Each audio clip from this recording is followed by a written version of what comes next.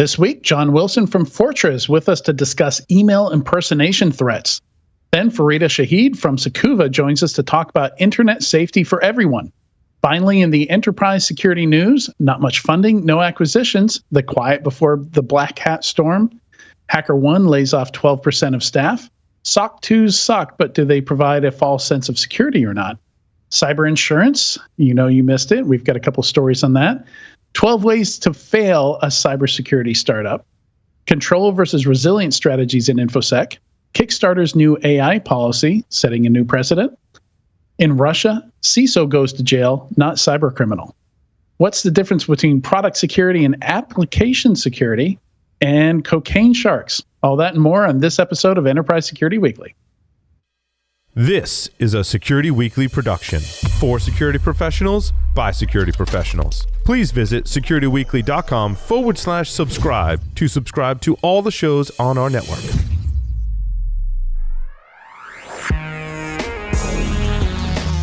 Broadcasting live from G-Unit Studios in Rhode Island, it's the show where we talk security vendors and aren't afraid to name names. It's Enterprise Security Weekly. Are you constantly thinking about how to keep your enterprise as secure as possible? Get to know Chrome Enterprise, the trusted browser for security-conscious professionals like you. Its ease of use for IT and security teams and added access controls protect the remote, extended, and hybrid workforce, keeping your entire enterprise safe. Don't settle for a browser that compromises your organization. Visit securityweekly.com/Chrome Enterprise now to learn more and start protecting your enterprise like never before. Do the words free time or relaxation sound foreign to you? Perhaps you've been stuck in the office too long, battling cyber threats or worrying about the next strain of ransomware. Let Sophos help provide peace of mind 24/7, 365 with cybersecurity delivered as a service. Because we want you to get back to your weekends, family dinners, and everything in between. And you'll get there with Sophos. Visit securityweekly.com/Sophos to learn more. Welcome to Enterprise Security Weekly and happy Watermelon Day. This is episode 326, recorded on Thursday, August 3rd, 2023. I'm your host, Adrian Sanabria, and joining me is the czar of Zero Trust, the captain of content, who I just cut off, Katie Teitler. How are you, Katie? You just cut me off? Yeah, to start the show. When did you cut me off? Oh, to start the show. Well, happy Watermelon Day. It's all good. It's you were still talking summer. about your wedding, and I just cut you off. Yeah. Well, technically, I was talking about thank you cards, and our next co-host, who you will introduce in a moment, had a brilliant idea for them. And that co-host is the Baron of Bloodhound, the Pirate King of PowerShell, Sean Metcalf. How you doing, Sean? And apparently what was the your idea guy. I'm doing good. Yeah. I'm not allowed to say it. I'm not allowed to say it in public because I'm helping Katie build an app that's going to be amazing because it uses AI. So it's those that are playing everything with AI is amazing, including the new technology you invented last week. Exactly. You're talking about the breach avoidance technology, or BAT. So yes, I have that to keep all the breaches away. It's going to be a thing. We're gonna get Gartner and Forrester to create a new category called breach avoidance technology, or BAT. So did I hear correctly? You said something about there being sharks, and it's Watermelon Day. This is amazing. Yeah. How did I not know this? So there weren't a whole lot of great days. The one I actually have in my script that I chose not to go with at the last second was National Grab Some Nuts Day. I didn't feel like that's just, I went with watermelon instead. I think that was a wise choice. Wise. Yes. Yeah, very, very versatile. It's I think only recently have I heard of all these different like savory watermelon things that, like, you can have watermelon in salads. Like apparently watermelon and like feta cheese is a thing or something like that, like a dry salty cheese. So I'm learning all kinds of new things about watermelon. So what was the sharks thing? I was very excited about hearing about the sharks. Well, you're going to have to stick around until the news segment to find that out, Sean. Well, along with everybody else. You can't spoil the squirrel story, even though the squirrel is about sharks today. Yes. Yeah, I mean the link is in the show notes, so you could just go to the news segment and spoil it for yourself. I do have a question, though. background. Yeah. Would a What's your shark question? eat watermelon? If it was in between it and food, probably. I bet you if you put some fins on it and made it look like a penguin or something, and it floated along the top, they would probably take it out 100%. pretty quickly. That could be a thing in Shark Week. All they do is they drag a watermelon behind the boat off of Cape Town, South Africa, and then you could see the sharks jump out of the water, air jaws. I'm always like, I only learned just the other day. I've never owned a dog. I've always owned cats, but found out the other day that grapes are a thing that you can't, that are poisonous to dogs. So all of a sudden now, I don't. I wonder if watermelon is okay for sharks to consume. You'd think a shark can consume anything. They find tires and and license plates in their stomachs. So, Adrian, I'm so glad you didn't go a different direction with that, because I was just talking about putting out bait for sharks, and the transition segued directly to, I'm not a fan of cats. I've been a dog person. I'm like, where is this going? And he went to grapes. So I was glad that you went to grapes. No grapes, no chocolate for dogs. Yeah. Yeah. No raisins either, because they're really just fried grapes. Those are grapes. Those are, yeah. And it's just the skin. From my understanding, it's just the skin of the grape. You can actually peel a grape and give it to a dog. I don't know that I trust you on that one, Katie, because you're a cat person. I have a dog too. She's the one you occasionally hear snoring in the background. She's just not tall enough to get on the desk like Gus does. I see. Not as visible to viewers on the podcast. All right, quick announcement, and then we'll jump into the interview here. Security Weekly listeners, now is your chance to join the InfoSec community as they come together at InfoSec World 2023, September 23rd through September 28th at Disney's Coronado Spring Resort in Lake Buena Vista, Florida. Hear keynotes from Scott Shapiro, founding director at Yale Securities Lab, and Rachel Wilson, managing director and head of cybersecurity at Morgan Stanley. As a Security Weekly community member, you're able to receive 20% off your InfoSec World 2023 tickets using code ISW23-SecWeek20. Register today at securityweekly.com/InfoSec World 2023.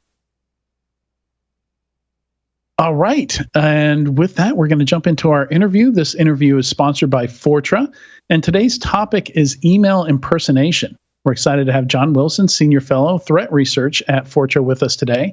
John has been working on solving email security challenges since 2006, almost 20 years. That's a long time to spend on any one particular cybersecurity problem, but really excited about this conversation because, John's going to know a whole lot about email security, have a lot of experience there. He also developed an authentication-based anti-phishing solution back in 2006 at Brandmail Solutions.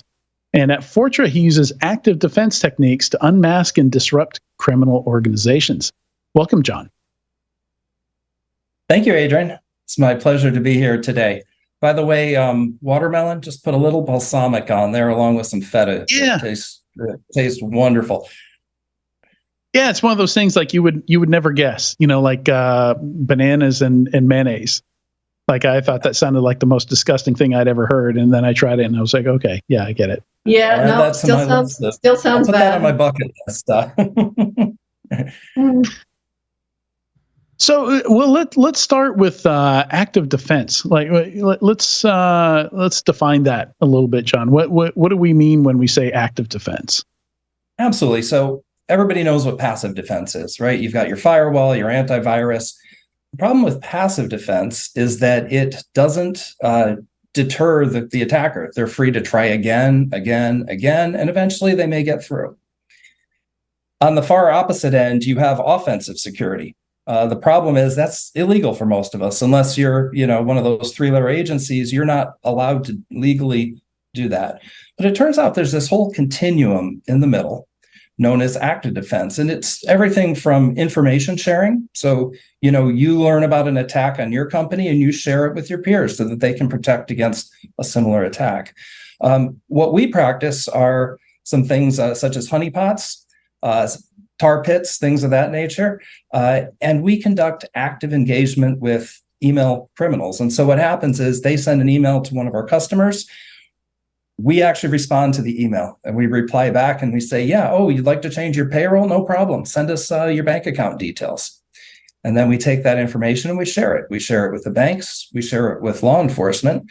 And, the banks have the ability to shut those accounts down. Law enforcement can start to look and aggregate these different cases and realize that, hey, we've got a pretty big time cyber criminal on our hands. Let's, put the lens on them and see if we can't figure out who they are and arrest them. And so, active defense really is that gray area between passive defense, which everybody does, and actually offensive security, which we're not allowed to do. Right. So, are you also doing like domain takedowns and things like that? Yeah. So there's a part of our business that's our Fish Labs brand within Fortra, and they will take down websites that are impersonating, banks or technology providers, the typical folks that are impersonated for the purposes of credential phishing. So we have a whole business where we'll find where those websites are and we will take them offline. We also, on my team, will get domains shut down that are conducting business email compromise. And so a lot of times criminals will register a domain specifically for the purpose of doing email fraud. We can present that evidence to the registrars and get those registrations revoked. Yeah, I mean, it's pretty exciting stuff. Like actually having such a direct impact on cybercrime, where you're actively involved in putting them into jail and getting those. I guess you call them indicators of compromise. IOCs, down. Exactly. Yeah, like the bank account information. Anything that allows you to identify and some of these attacks to individual attack groups, right? Absolutely. In fact, we've been tracking about a dozen or so different organizations based solely on their TTPs, their tactics, techniques, and procedures. There are certain groups that run gift card scams, and they always start with a message that's worded a very certain way. And then after 2 or 3 turns, they'll say, hey, I need you to go to the store and pick up $300 in gift cards for my sick niece. There's usually some, very sad, tragic backstory. Lost her parents to COVID. She's got cancer. I want to get her a gift. That's one particular group. There's another that we've been following for quite some time. They actually got started in 2011. It was one guy and his mentor, and that grew from doing simple Craigslist scams to actually stealing a bunch of pandemic relief funds more recently. And we've dubbed that group Scattered Canary. We've written up dossiers on these various groups. Now, we don't generally know who the actual people are, but we know where they're located. We know their tactics. We recognize them when we see them. There's another one called that we call Ancient Tortoise. They do a scam that we call the aging report scam. So the way that one works is they'll send an email that to someone on the accounts receivable team saying they'll pose as a company executive. And they'll say, yeah, we're doing an audit, we're doing a review. I need a list of our most recent aging report, which will, of course, show all the customers who owe money, how much they owe, what the invoice numbers are, the contact information, et cetera. The bad guys then reach out to each of those companies and say, hey, when are you going to pay invoice ABC123 for $675,000? If the company responds back, they say, hey, just so you know, we got a new bank account. Please pay it to this new account. So as we call that group Ancient Tortoise. I'm just going to predict one of the questions that Sean, and steal it from him, will inevitably have during this interview.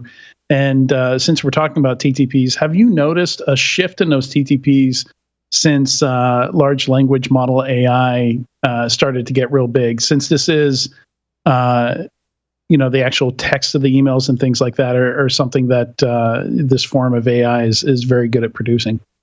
Absolutely. So there's 2 things we've noted. Now, we don't have absolute 100% irrefutable evidence that they are using, generative AI, large language models, et cetera. But there are some things we can pick out that give us a hint that they are in fact doing that. And the 2 things are as follows. The first is we're seeing far more languages being used in these scams. Right up until about a year ago, 90% of the scams I saw were in English. There were a tiny number, perhaps in French or Spanish. I am now seeing in almost any language you could imagine. I've seen them in Thai. I've seen them in Polish. I've seen them in, pick a language. We've probably seen more recently a scam in one of those languages.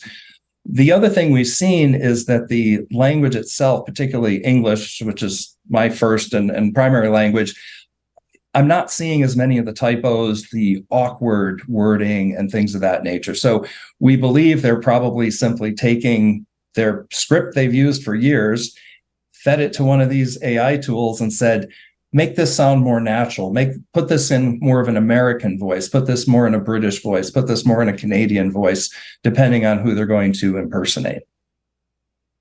And do you have any data or insights on if they're more successful having it in that native language instead of in English?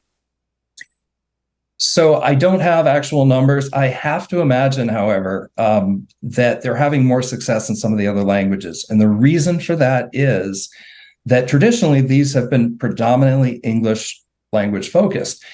Now they've just opened up their potential victim pool, to basically the rest of the world.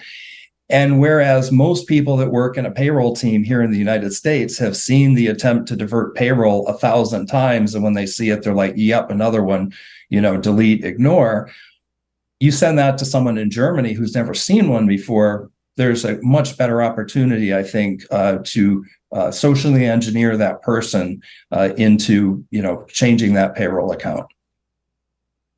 Right. Sean, did you want to ask one of your questions here? Absolutely. So given that you've seen a bunch of email attacks over time from the early days to now, I certainly have been watching email from the early 2000s and how it's evolved from attacks such as the I Love You virus, Melissa, things like that. What have you seen specifically around the sophistication and effectiveness of these email attacks? I mean, we've all seen the ones with typos. We've all seen the ones with spelling mistakes, but some of them have gotten pretty sophisticated. I saw one a couple of years ago that almost had me click in and type in my credentials. And certainly folks in InfoSec aren't immune from falling for these as well, because the level of social engineering in the fish, in the email, it prompts urgency. It prompts you to do this in order to get something. And a lot of times these are successful. So how are you seeing this sophistication and effectiveness of these attacks increase over time, or have they? Well, we're seeing both. We're seeing a lot of the same old ones with the horrible grammar, the bad spelling, the very awkward wording of things. I think those are generally people that are just kind of getting started into scamming. And so they're kind of going to the old playbooks, if you will, and kind of getting their start. But there's a whole other class that we're seeing, and these typically are much more involved. Rather than it just be one scammer posing as, a company executive saying, hey, we need to pay this invoice, it'll be the company executive reaching out to an employee saying, we've got a confidential acquisition we're considering. We have to put some earnest money in. You'll be contacted by a solicitor who will make the arrangements for this. And by the way, this is clearly very sensitive. You can't share this with anyone in the company except for me. That is a whole other level of sophistication. Now, it could easily be just one scammer playing all those different roles. But the mere fact that you've gotten sort of the instruction from somebody you think you trust, who is now telling you to trust a third party. And now that third party, since you don't know them, you're not going to know their turn of phrase. You're not going to know if it's really them or not. You're just going to sort of accept the fact that the introduction has been made by somebody that you do trust. And so these sort of multi-level attacks, again, the aging report attack is another great example. It's not a one-step attack.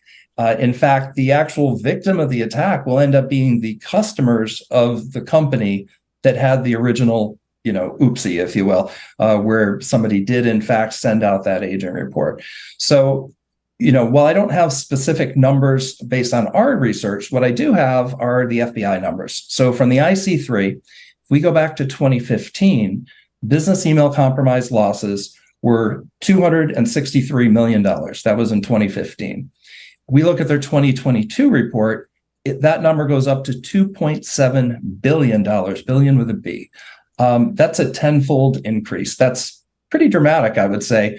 Having been at various startups, if you can, increase your revenue tenfold over that same time frame, you're doing pretty well in business. There's a lot of scamming, and business is good. That is some impressive statistics. It's quite staggering, actually.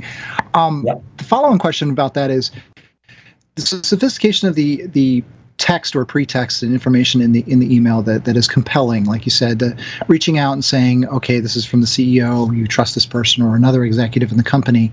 And certainly we are often trained, at least those that work with executives and in these sensitive roles, are trained to recognize and follow a process, like talk to this person on the phone, have some sort of conversation. Of course, these pretexts know this and will try to work around that as well. Many of the earlier email attacks included an attachment from .exe files or executable files to zip files, and then evolved more into HTML links. Go and click on this link to do something.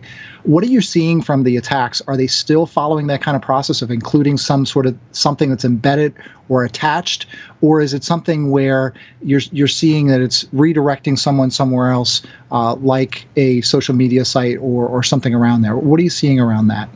So we've seen a few different techniques. One thing that is very common now is to either put the text that would typically be picked up by a spam filter, to put that in an image. And so a good example is a type of attack we call hybrid phishing. These are the things that say, hey, we just renewed your Geek Squad annual renewal. It's $489. If you wish to cancel, just call this phone number, and they'll put a phone number at the bottom. This is actually a pretty brilliant attack because, number one, they're using an image to put that information across. So your typical, anti-spam filter is looking at the text in the message. They're not necessarily looking at the image, extracting text, and figuring out what's going on there.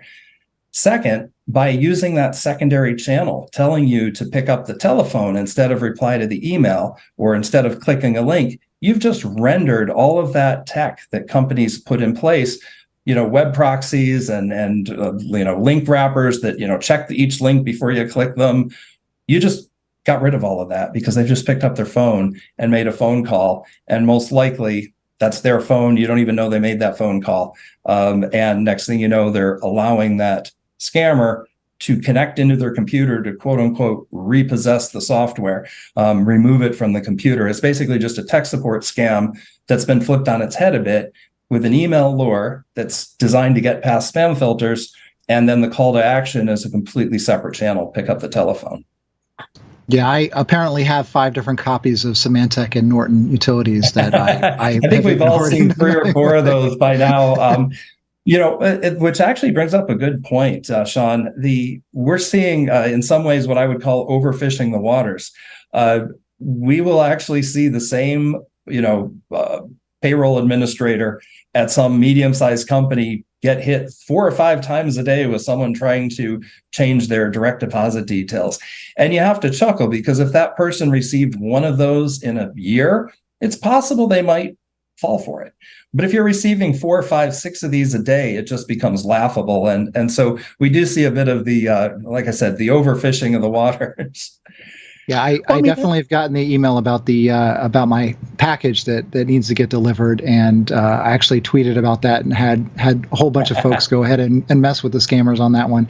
But I have a small company, or I own a company that's relatively small, and so we've actually seen the payroll kind of attack where we get an email from someone who's supposed to be an employee saying, I want to change my payroll details. Well, we have a process for that, and it's definitely not emailing a direct contact within the company from an email address that doesn't even associate with that employee. So we were able to identify that and lock it out pretty quickly. But yeah, it's definitely something that has been seen. And I think probably one of the things that people are wondering is, how do these get through the filters? You mentioned the image thing, but with all the technology, with everything that we have going on, all of the money that goes into security, especially around these perimeter type things such as email, how are they still getting through?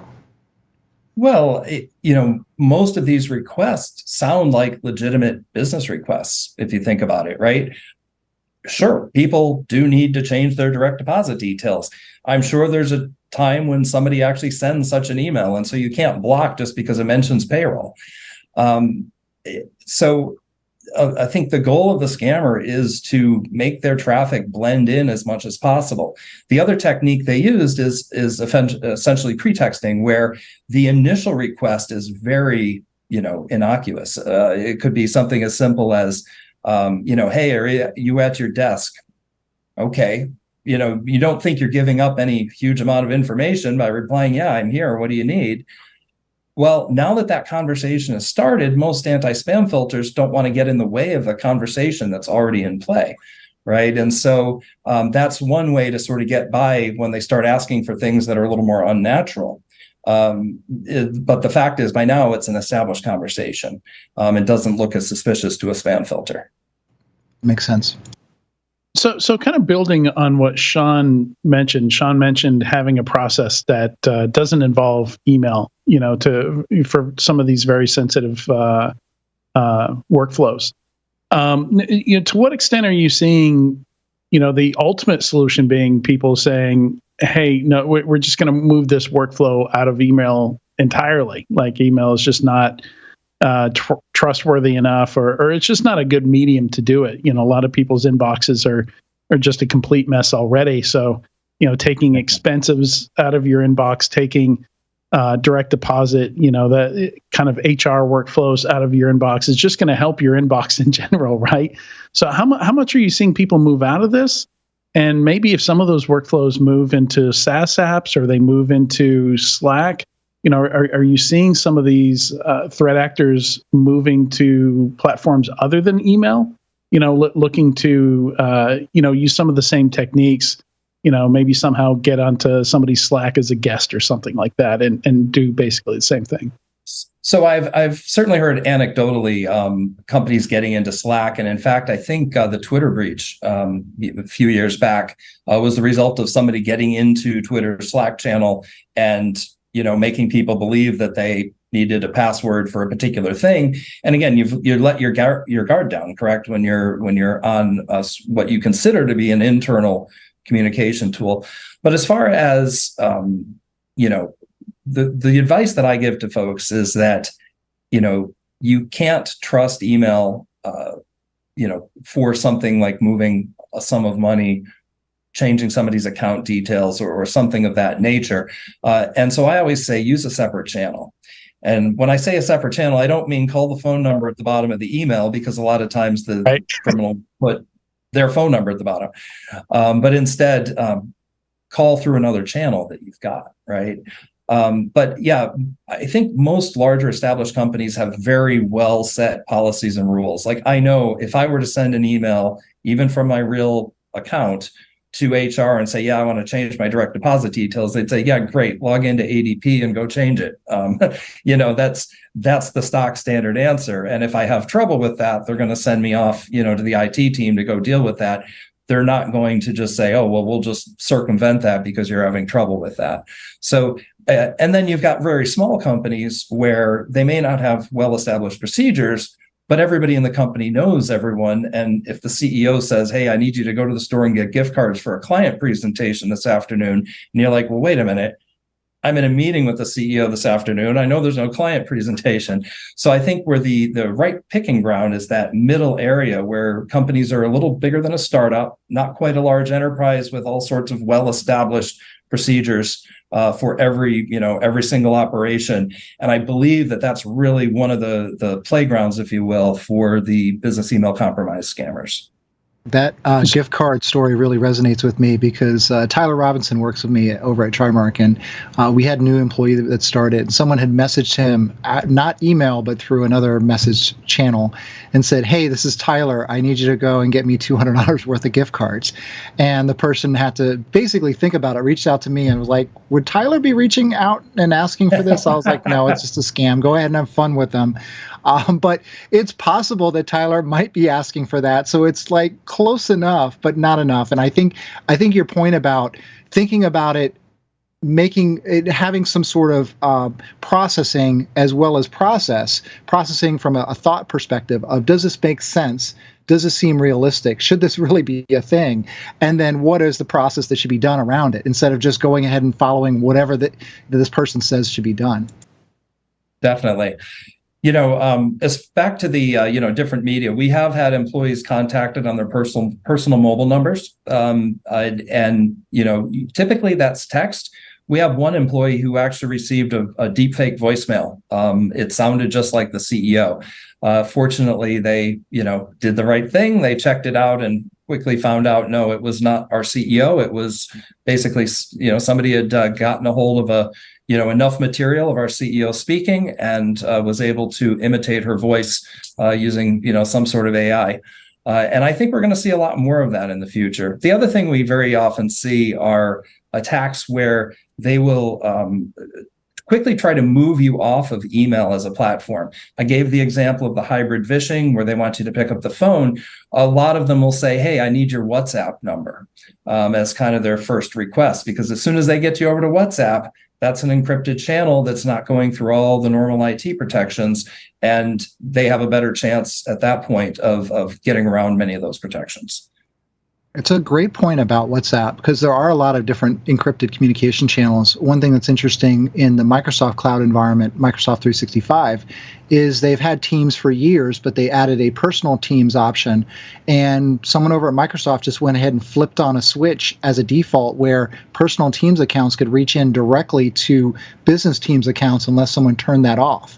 So that was a very interesting method, because you think about email and all the security we built up over, 2-3 decades now that we've had email for, and then you have the web, and we built up security around that over the past 2 decades or so. Now we have something that is a very different channel, like Teams, like Slack, and there are some very interesting ways to potentially attack that as well, which I think is interesting from the perspective of these are communications that can come in from the internet, and they don't always have the same level or level of security, even security maturity, as what we've had with some of these older protocols, even though they still have some issues. Definitely. Who knows what comes next, right? There will be some new medium 6 months from now, a year from now, and by then maybe WhatsApp and Signal and things like that will have better security.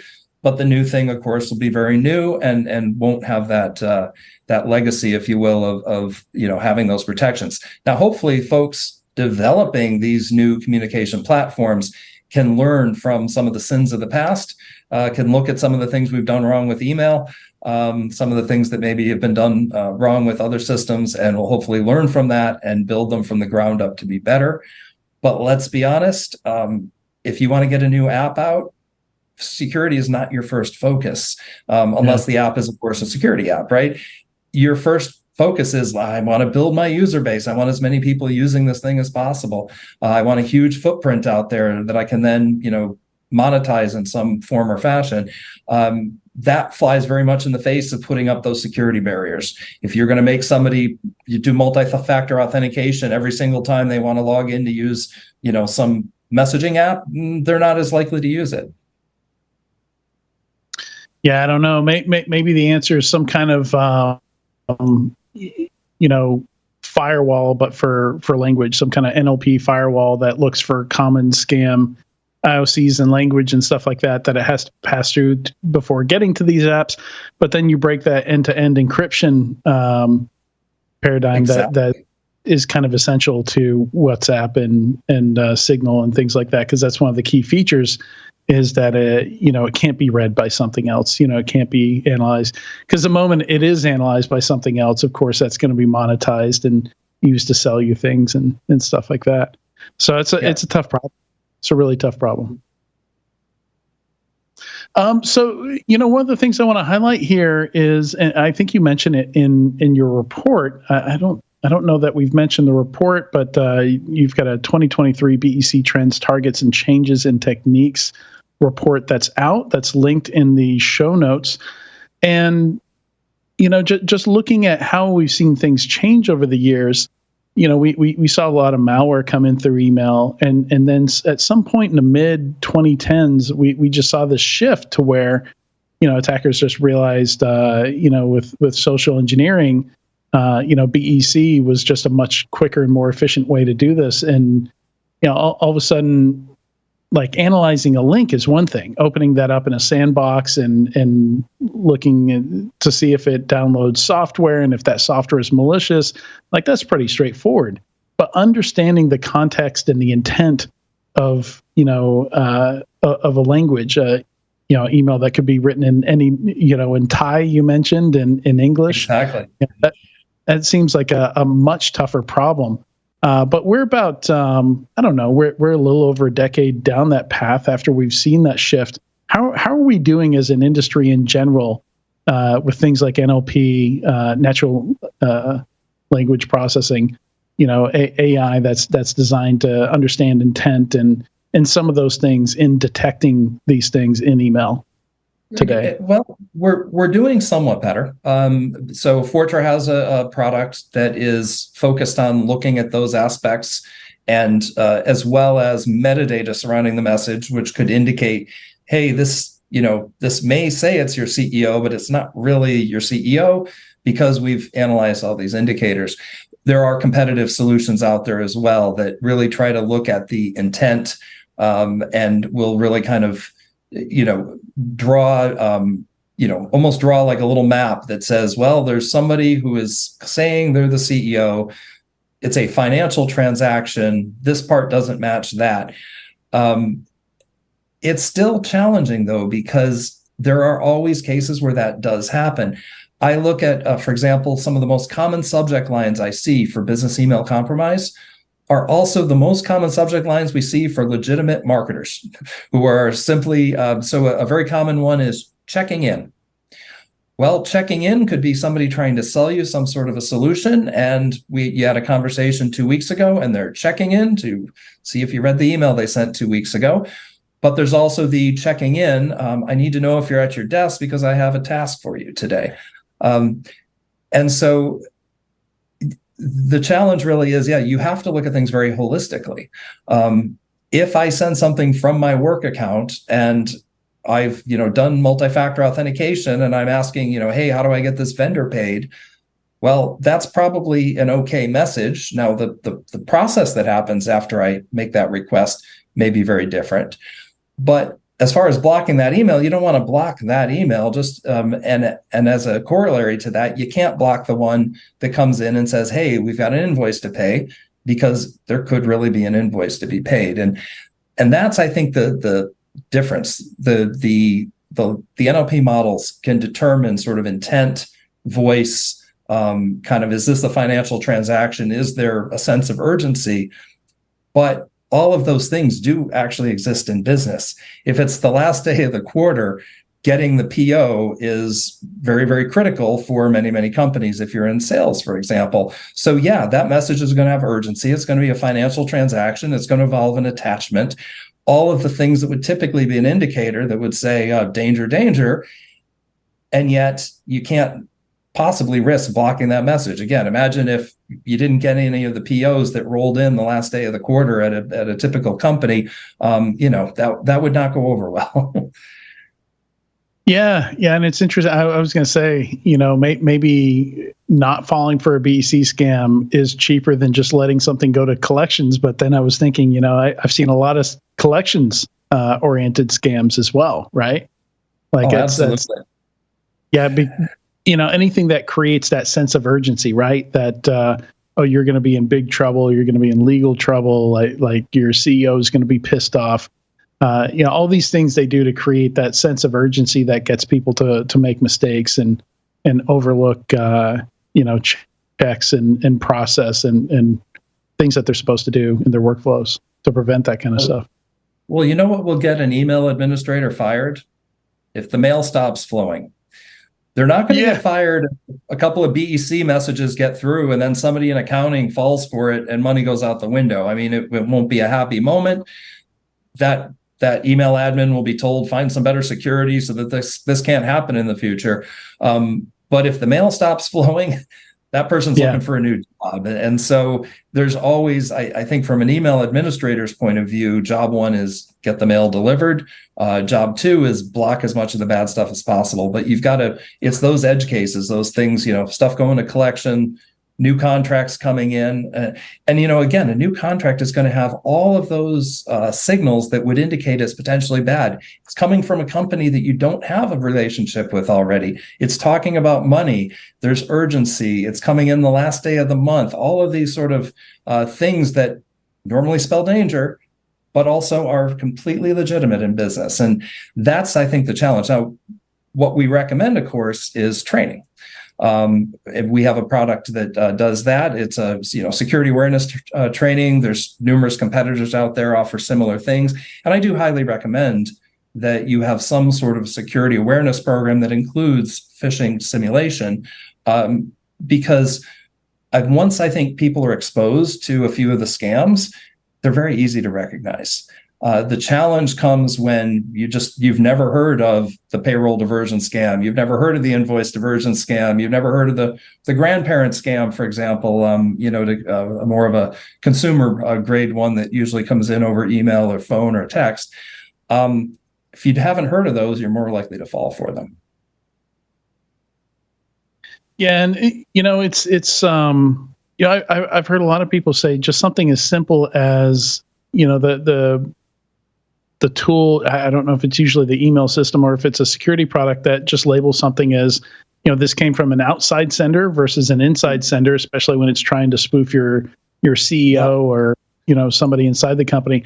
Something as simple as that can make it really easy to spot a scam. Well, but yes and no. So almost every company I know puts a big banner at the top of the message. Some of them just mark up the subject line. Some of them put a banner and say, hey, this came from an external source, pay extra attention to links and, and attachments and so on and so forth. The problem is if that is on every single message that comes from an external source, you become so, used to seeing it that you just don't see it. It's just like when you look at, you're looking at any application and there's that row of buttons that you never use in the application. It's just invisible to your eye. You don't see it.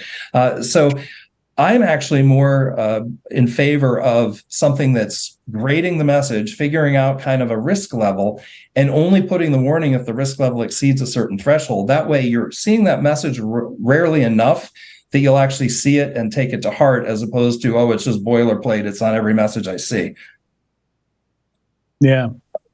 So what can we do? Like from, you've mentioned a couple of the products that Fortra has, like what are some of the no-brainer things that you see organizations not doing that would have saved them a lot of headache? Like using stuff that they already own, perhaps even. Well, I think it's not even technology. It's get the users trained, have policies in place that are just absolutely rock solid, that you never, ever, ever go around these. That would go a long way. If you can't socially engineer somebody into doing that, then you're not going to run into one of those situations. It's as simple as that. The technology is only going to get you so far. Again, we have a wonderful suite of products. It will vastly reduce the number of dangerous things that get through to the end user's inbox. I would be sitting here lying to you if I told you that it was the silver bullet and nothing malicious will ever get to the inbox again. And any vendor, there's dozens of vendors out there who offer solutions, and they'll tell you the same thing. Look, there's no such thing as a silver bullet that's going to stop everything. It's really about, layers of security. You want the technology aspect, but you really have to address the people aspect. And you do that through training, through policies, and procedures. This is what you do if you get an email that asks for this. Here's the, step by step what you do. As long as you get the people to follow that reliably, this problem really goes away. All right. And right there, I think that's an excellent place to wrap. Some good recommendations there. John, thank you so much for joining us on Enterprise Security Weekly today. Yeah, thanks, Adrian. It was my pleasure. And make sure you visit securityweekly.com/Fortra to learn more. Link to that report that I mentioned is linked there. It takes you straight to the PDF. Very good information in that on BEC trends, targets, and changes in techniques. And stay tuned. When we come back, we're going to talk internet safety with Farida Shahid from Sakuva.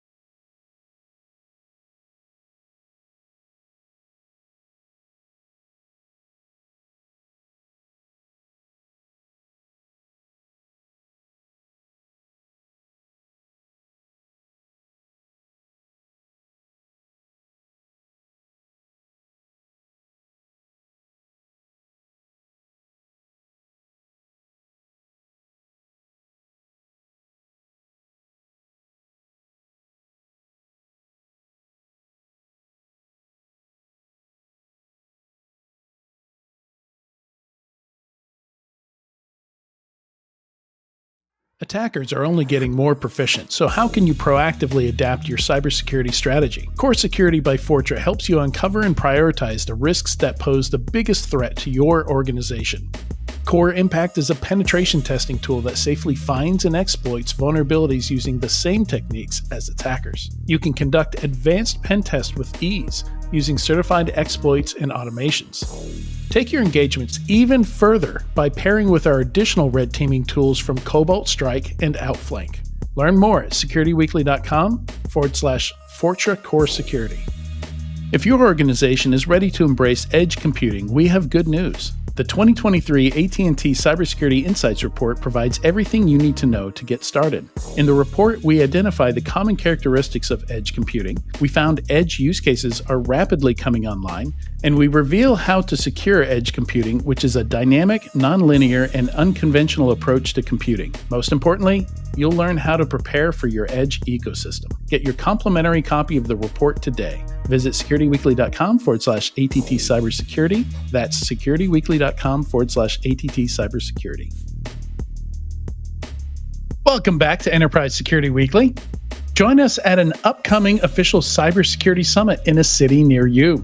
The series of one-day, invitation-only, executive-level conferences are designed to educate senior cyber professionals on the latest threat landscape. We're pleased to offer our listeners $100 off admission when you use code SECWEEK23 to register.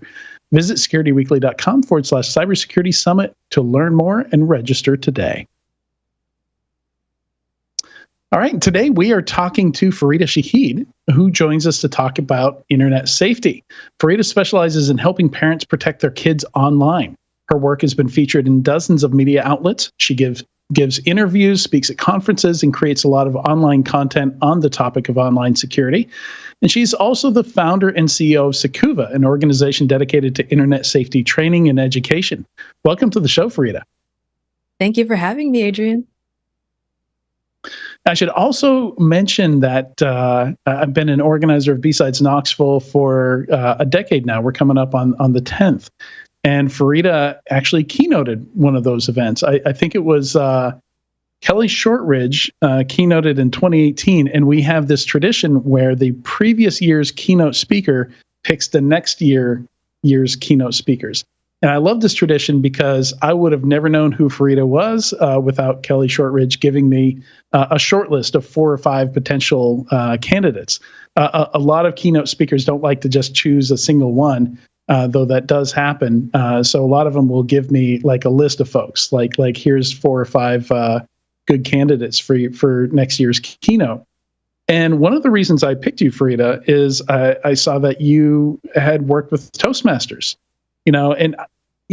Funny as it is, a lot of the people who give talks, even a lot of the really sought after speakers, you can tell like they could probably use some professional training on speaking on a stage, in front of a camera, that kind of thing.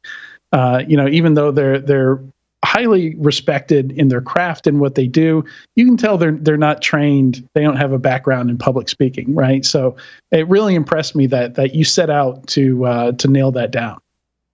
Well, thank you. I mean, shout out to Kelly. When I heard that was the tradition you were doing at B-Sides, I thought, oh my God, like more organizations need to do that because you get to find people randomly that you would never find, like me. And of course, shout out to Toastmasters. I mean, that's the beginning of everything in terms of my public speaking journey. So I very much appreciate them. And I highly recommend anyone in security, especially if you do meetings or you're talking to stakeholders all the time, or you have to do presentations, that you do sign up for a Toastmaster. And then one of the candidates you gave me for the next year is Ayman Eltoua, who I just met in person the first time at RSA this year. And we went and had coffee together and we geeked out about coffee. Oh my God. I love it. I love this edition so much. I really wish more people would do it. Me too. And it was just me being lazy, not wanting to pick a keynote speaker. Yeah, but see, laziness is what like the best things are invented because of either laziness or the need for something. Yeah. Absolutely. Agreed. So yeah, going through Toastmasters. I mean, this has been, we were just talking about that B-Sides was 4 years ago now. Was that part of a plan? Like had you started Sakuva at that point and you realized that you're going to be creating a lot of online content and that you needed this, or was it more because you knew you wanted to speak at conferences, or a bit of both? I've always been a speaker, so I was elected as like my middle school not class president, like the entire middle school president. Like at how old was I then? I think I was like 12 years old. I can't remember. Well, yeah. So yeah, and I got that because I did a whole speech in front of the whole school, so they elected me to take care of everything. And I loved speaking, so that it just came naturally. So when I saw that my corporate job had like a Toastmasters team or like a club, basically, I said, okay, I have to definitely join this. And I was working in cybersecurity awareness. And one of the main things with cybersecurity awareness is talking to people. And we did a lot of lunch and learns and workshops. And I had a horrible habit of saying, I didn't say as much as And one of the workshops that we were doing, I was counting how many times I said, in about an hour. And I believe I went over between 60 to 100 times within 1 hour. And I was like, I was shocked. I was absolutely never doing this again. I have to learn how to do public speaking. Back then, I had no idea about content creation. I didn't even know that was a thing. I didn't really know about influencers. The only influencers I knew were like fashion or makeup. And I didn't know you could be an influencer for education or let alone cybersecurity. So that wasn't on my mind. I did not like posting on Instagram anywhere personally. I'd never liked posting online. I've always been a gamer. So that was not even in my viewpoint at that point. Right. Yeah. And it's, I've done, it's so painful to listen to yourself, right? If you're not used to doing it. And is mine also. That's my thinking word that I have to be very conscious of to eliminate.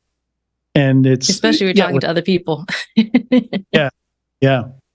And it's tough. It's when I'm thinking, it's just so unnatural to leave like an empty space there, to leave some silence there, but it sounds so much better than filling it with something. It really does. Another thing I had was talking too fast. And I do get that on my YouTube comments sometimes. People will say you talk way too fast. And then so I realized, okay, well, I can't change the video. So I usually reply and say, you can slow down the video on YouTube if you need to, but moving forward, I will try to talk slower. So right now I am intentionally talking slower. And I mean, for you, has it been just practice? Like, did you make a habit of going back? Well, so I produce a lot of live content. So what happens here is exactly what goes to YouTube. I don't have a chance to edit it or to fix it or to take out the ums or anything like that. Like it's just going to go out. But, a lot of the stuff that you do have an opportunity to edit. Like, how much are you editing that stuff versus just trying to first take everything? And I just want to talk about creator type stuff of just for maybe another minute or two, because Katie and Sean are bursting with questions about online safety and stuff like that. Oh yeah, I mean, I'm game for anything because I'm a content creator and I always do like interviews, always do videos. So I'm get down for anything. But in terms of how I edit my videos, it depends on what video I'm doing. I love YouTube live streams because I don't have to edit anything. I just go live. I can just be me. I don't have to put captions. It's auto captioned. I don't have to do anything. I just talk and I'm there and I end live and there's a replay. But I do really enjoy creating short form videos.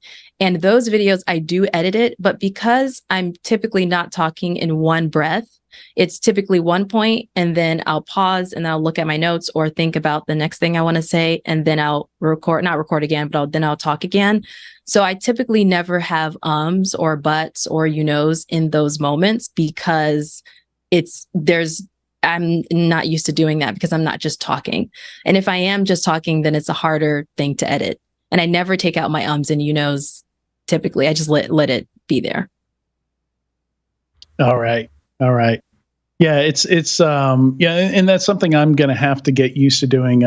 We're starting a podcast where I work that will be a more edited, me talking to an empty room, more of me reading off notes in a script.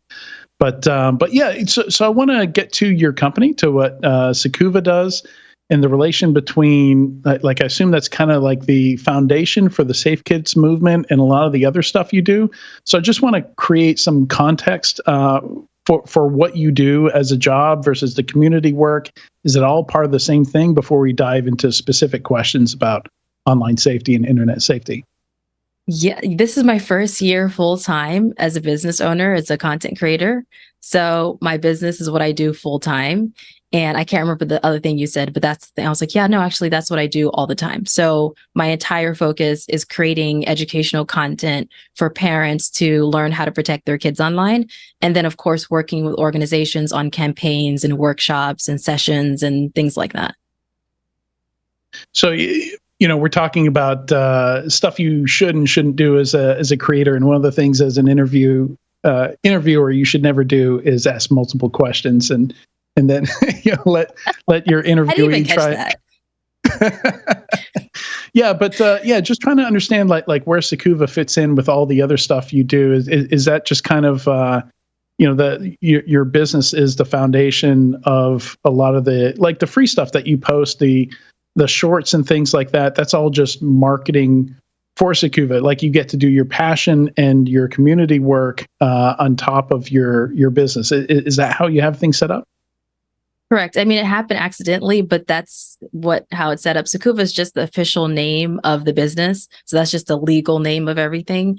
And the forward facing is my personal brand, Cyber Farida. And then my recently renamed community, the Protect Kids Online movement.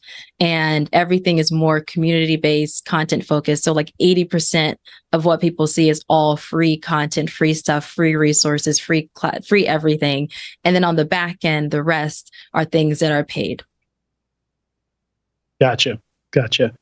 All right. Katie, if you wanna leap in here first, I know you guys have some questions. Let's get into talking about online safety, internet safety. I do. I do actually want to go a little bit back to the content creation aspect of it, because I think it's really important. The delivery of it, the delivery of awareness, training, online safety, it can be really awful. And it could be really good. So you referred to yourself as an influencer, and I don't think everybody can do that job. There's a certain it factor. So what are the things that you use? What are your go-tos? Are there tactics and techniques, not to get to cybersecurity, but tactics and techniques that you like to incorporate when you're creating these conversations, these videos, these YouTube live segments? That's question one. Well, first I had to get used to being an influencer. I didn't like the term. I felt like that was weird. I didn't feel like I fit. I felt like it was only for certain industries. And then I had to get over it very quickly after my audience grew. And that's what people started to call me. And when the companies reached out, they were like, oh, influencer marketing, influencer partnership. So I got over it fast.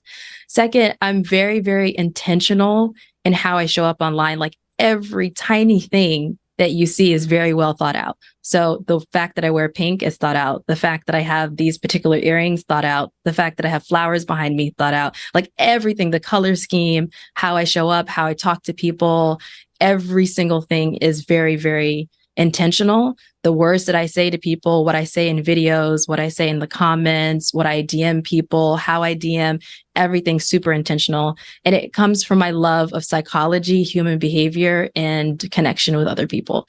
And so that is one of the biggest things I believe that has to come first when you're creating content, especially around a topic that is very sensitive in terms of internet safety. But then we're talking about people's children, and there's nothing more precious to someone who has a child than their child. Of course. I think you're probably being a little humble. There is an it factor that's probably not attainable by all people, but I'll leave that there. So my follow-up question is about actually creating the content and tailoring it.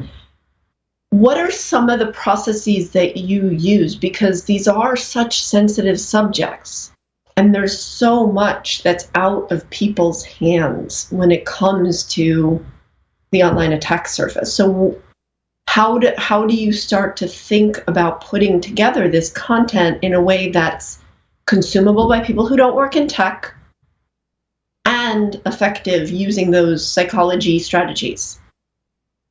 So I think what information would be impactful in this moment and what actions can they take based off what I'm saying. So if they cannot take any meaningful action in the moment, then I may not post it, or I may post it, but then I would give them a way to change their mindset about what's happening, because you can control how you feel about something or how you deal with something. And so if a particular news story is coming out, then I would say, okay, here's how you might want to approach it for yourself, or here's how we can think about this a little bit differently, just so people understand that they have agency and control over what they consume internally as a person. That's really important to me. And so I invested a lot in mentors, business mentors, personal mentors, cybersecurity mentors, and I listened to them intently, and I have notes upon notes and upon notes of what they told me.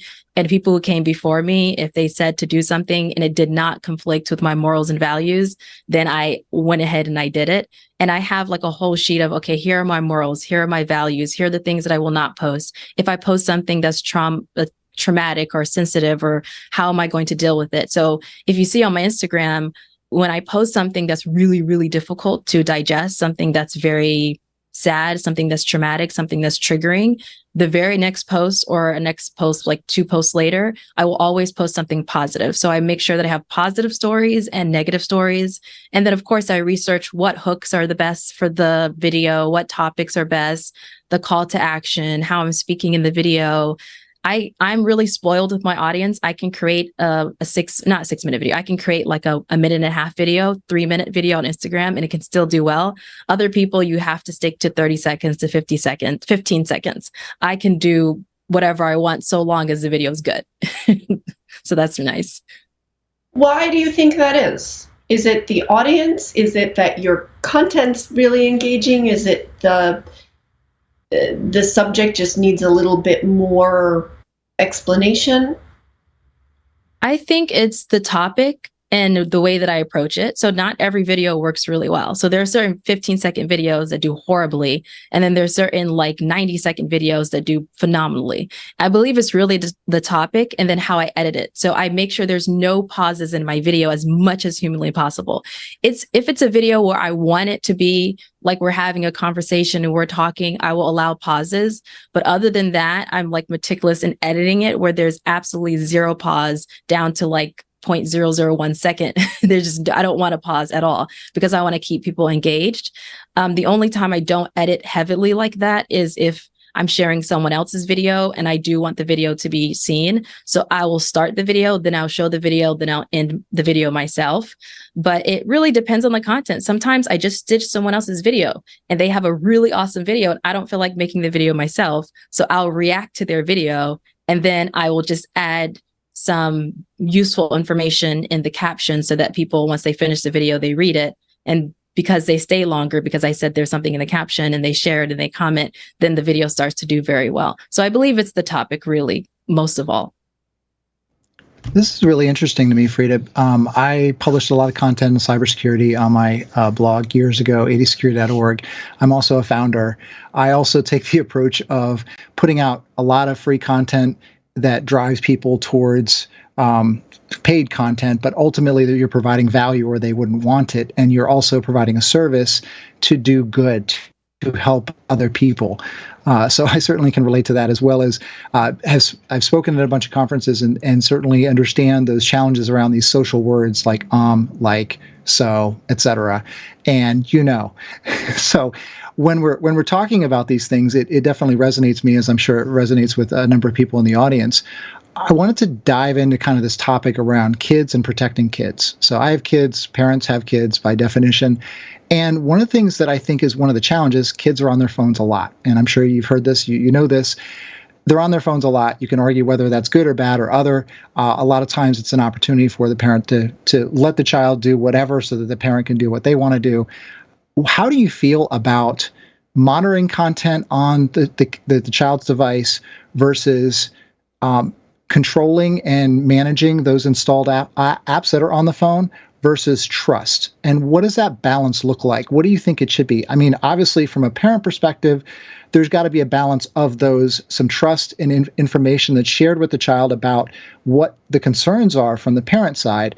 But really, how do you feel that balance can be made to ensure that the child is both safe online, but you can continue that positive relationship between the parent and the child, and that electronic device doesn't get in the way of that? I mean, there's two thought process with that. So number one, of course, like the security of parental control apps and whether or not you want to use it. That topic is what grew my Instagram page. I went from like 6,000 followers to like 109 in like 2 months because of that. A video went to like 2 million views because I talked about parental controls and monitoring your child's device and how a lot of parental control apps have security issues. And so we can go to that topic in terms of should you monitor your kid's device and should you use parental controls? And then, but I know you focus a lot more on the balance of it, like the balance of privacy, security, and safety. You want to make sure you're managing their time on the device and they're not getting too addicted to it. They're not seeing things they shouldn't see, but also you want to manage your mental health. I believe it's a balance that depends on the child, depends on the family, depends on what they're doing. Is it homework? Is it research? Are they learning how to hack? Are they learning how to code? Is it too much? Are there any behavior changes with what they're doing? And then like setting expectations when you give them the phone in the first place so that they know this phone is just borrowed until I make my own money and I can pay my own phone bill. And so managing expectations, always talking, knowing that they can talk to you about whatever they want and you will not get upset with them. You're not going to look down upon them. You're not going to love them less. You're not going to take away their devices unless it's something very, very, very serious that you have to. So like setting those expectations and always talking to them is a great way to manage privacy and the balance of it. I remember I did this video with this psychologist who was talking about the psychology of not having privacy or having privacy. And she believes there's like this very delicate balance that you have to take, especially as teens get older, because they want autonomy and they want to be able to do their own thing. And so it's really trial and error, honestly, because it depends on the child. There's like a baseline, there's a foundation of what to do. And then I always say, you're the parent, you're the expert in your child. So you have to figure out based off of their behaviors, your goals and their goals for themselves, what is best for them and how do you manage time in that way? And how do you manage their privacy? That makes a lot of sense. If I can just jump in go ahead and add something real quick, Sean. This was a journey I went way down the rabbit hole with when my kids were younger, and I noticed with my oldest kid, just talking about how each kid is different. Like there was a specific time limit, and if they had screen time, and it could have been TV, it could have been on a device, didn't matter what it was, but over an hour, I'd lose them. Like it was extremely difficult without a meltdown to separate them from whatever, TV show, movie, using a device or something like that. So screen time was super important. Like I had to make sure that screen time was like each session was limited, and the total for the day was limited to a certain amount of time. Because I would literally lose them to where, taking it away was disruptive and they'd have a fit. And once I realized that it was some point like 45 minutes or less than an hour, no problem getting them off the device at all. And I'd also set up things where like I didn't have to like ask them for their device or take it away. I would set it up to where they had a certain amount of time. And when that ran out, they had to do a chore to earn more time. And then when that ran out, like it wasn't me turning off the internet and taking it away. It was just, a built-in natural consequence built into their device as far as they were concerned. It was like, this thing is fueled by chores, this phone I'm holding, right? I know someone else said that like if your child is not someone else. Who was she? It's Dr. I can't remember her name, but she's like, I believe she was a pediatrician, but she was saying that if you want to manage that, the emotions they have after getting off the device, do like an activity, like a physical activity after. So if they spent like 2 hours gaming, then like she'll have like a dance party with her kids, or they'll do push-ups. She'll be like, how many push-ups can you do? It was like something interesting. I thought that was a good way to approach it for her kids. I mean, everyone's different. Yeah. Sorry, Sean. I just wanted to share that anecdote. Back to you. Oh, no worries. I like that approach. It makes a lot of sense. And from what Freda you were saying is really it's about relationship things, relationships with people, relationships with your kids. It's making sure that expectations are managed, that there's boundaries that are clear and that are set, and that the communication is a very important part of that. So I really respect and appreciate you highlighting those key points, and it just shows that you have a really strong psychology approach to this, which I do as well. One of the things that I've talked to other parents about is really around, as you said, the impact of what they're using. Are they learning something, or are they interacting with something and is it affecting their mood? And I've heard from other parents where the use of certain apps or certain social media tends to drop the kid's mood, and so that's a concern. How have you handled that? What are your sort of your advice around that, especially when it comes to social media and preteens and teenagers, when it's a lot more difficult to kind of pull those things back? Managing who you're following. So like going through the list and going, okay, there's, what's her name? Marie Kondo. I think I'm saying her name right. Yeah. Where she would say does this bring you joy? So like you can go spark into joy. Yeah, exactly. Does it spark joy? So it's like, this account does not spark joy. Okay, that account is gone. This account sparks joy. Okay, we keep this account. And it's more like figuring out, okay, what do I like? What do I not like? And then talking to your kids about, okay, if somebody consistently makes you feel a certain way, do you feel like you want to follow them? Like you want to continue to follow this person, or you want to continue to consume this content? Sometimes it's more difficult because you're on TikTok and you're on the For You page, and it's not necessarily who you're following, but it's the things that you're seeing. So I highly encourage parents to know what apps their kids are on so that you can see, like, okay, you can click not interested, or block this person, or I don't want news about this. So I block all politic news. I hate politics, like with a passion. And so I block all news with politics. I don't care. I don't want to hear it. And because it just destroys my mood, I don't like it. And so I keep saying not interested. And so TikTok knows, don't show Freda any politic type of TikTok, otherwise she's not going to like it. And then reminding your kids what they engage with is what they're going to continuously see. Now, I always say that like, behavior stuff is always deeper than technology. So that's just like technology stuff. But if they're consistently sad or consistently drawn to sad content, then that means there's something underlying that's happening that's way beyond TikTok and Instagram. And so I would do a little curious investigation into why they're so sad or upset in that particular moment. Yeah, that's a great point. And I think one of the things that we kind of get away from with technology is that there's other things that kids can do, coloring, drawing, et cetera, that are creative outlets. So the technology is very much a push towards us, or a pull. We're looking for it versus something that we can do and interact with. And I think there's a balance. Again, it comes down to the balance. I'm going to ask a direct question about social media apps. And certainly when you're looking at middle schoolers versus high schoolers, there's a lot of pressure for kids of these age to be on social media apps. Are there certain social media apps that you have more concern about from a privacy, security, even social interaction perspective of one versus the other at these ages? I don't know if it's a controversial opinion, but I believe that the apps that people immediately think about in terms of being safe or not safe for kids, we definitely have to talk about that. And they're definitely apps you have to be aware of. But I believe the most dangerous apps are the apps that no one knows about, no one's paid attention to, because kids know that, okay, yeah, you are going to be worried about Instagram and TikTok and Snapchat, especially Snapchat, because things disappear. It's the whole thing, the whole 9 yards.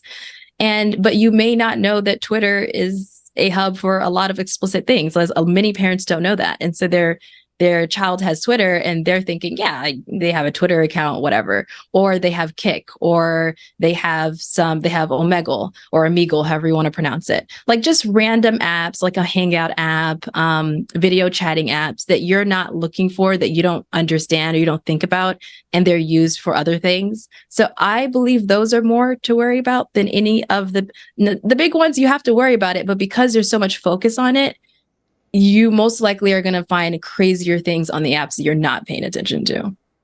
Yeah, that makes a lot of sense. My personal opinion is that there is danger inherent with any of the social media sites for a kid, be it the content they view, be it the interactions they may have, the just expansive nature of it just introduces them to a whole nother world that they may or may not be able to handle depending on the age and depending on the child.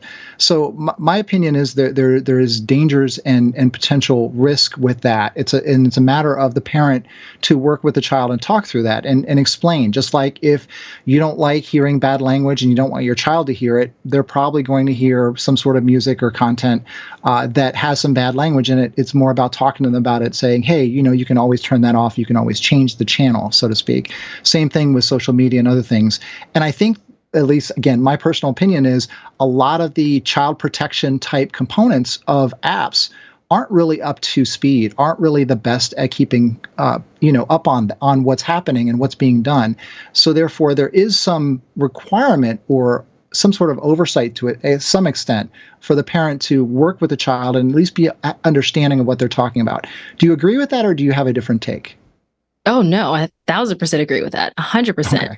I believe like social media is, oh my God. I mean, it's opening up a can of worms. You have to be ready for every single conversation under the sun. I mean, it's literally, there's no conversation that's not on social media. And so if you're not comfortable having conversation about anything in the world, then they're not ready for social media. I believe the best age in general, I'm not saying for every single child, just in general, to join is like 16 years old. 16 years old is a good base foundational age to join social media.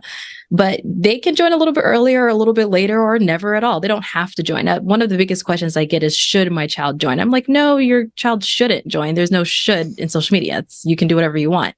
The only time I've seen it work super, super well, besides, I mean, some anomalies, is children that go on social media with a purpose and they're managed by their parents. So they have a business, they have an impact, they have a goal. And those are the kids that you see on Time magazines and the Forbes lists and all those other things where they're really young and they're doing some phenomenal things online. And their parent is like, yeah, I'm managing their TikTok account or Instagram account or whatever. Those you've seen like do super well. Or kids that are just, I mean, honestly, and this is my belief, and I say this all the time, and I'm going to start talking more about this.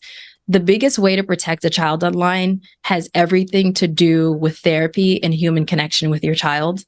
And the more that your child understands themselves and feels that I am enough, that I'm not too different, that anything that I want is available to me, that I am good as I am, that I can make mistakes, that I'm human, that I'm beautiful, that I am worthy, that is like groundbreaking. And they feel that I have at least 2 to 3 people in my life that are adults that are safe, that I can talk to. I don't feel like I have to hide. I don't feel like I am horrible internally. Then they're safer than anything else. The kids that we see do a lot of things online. And by the way, I was online. Like as a kid, I started gaming at 13, talking to strangers, doing like crazy stuff online. That's how I got. This is why I'm so passionate about this. I had a lot of like internal trauma that I had to work through. And the whole reason why I was doing all these crazy things was because I was broken up inside. And not because I had a horrible childhood. I actually had, by all means, like a pretty good childhood. It was just there are certain things that happened that really, really messed me up internally. And so I was just drawn to doing things that I wasn't supposed to be doing.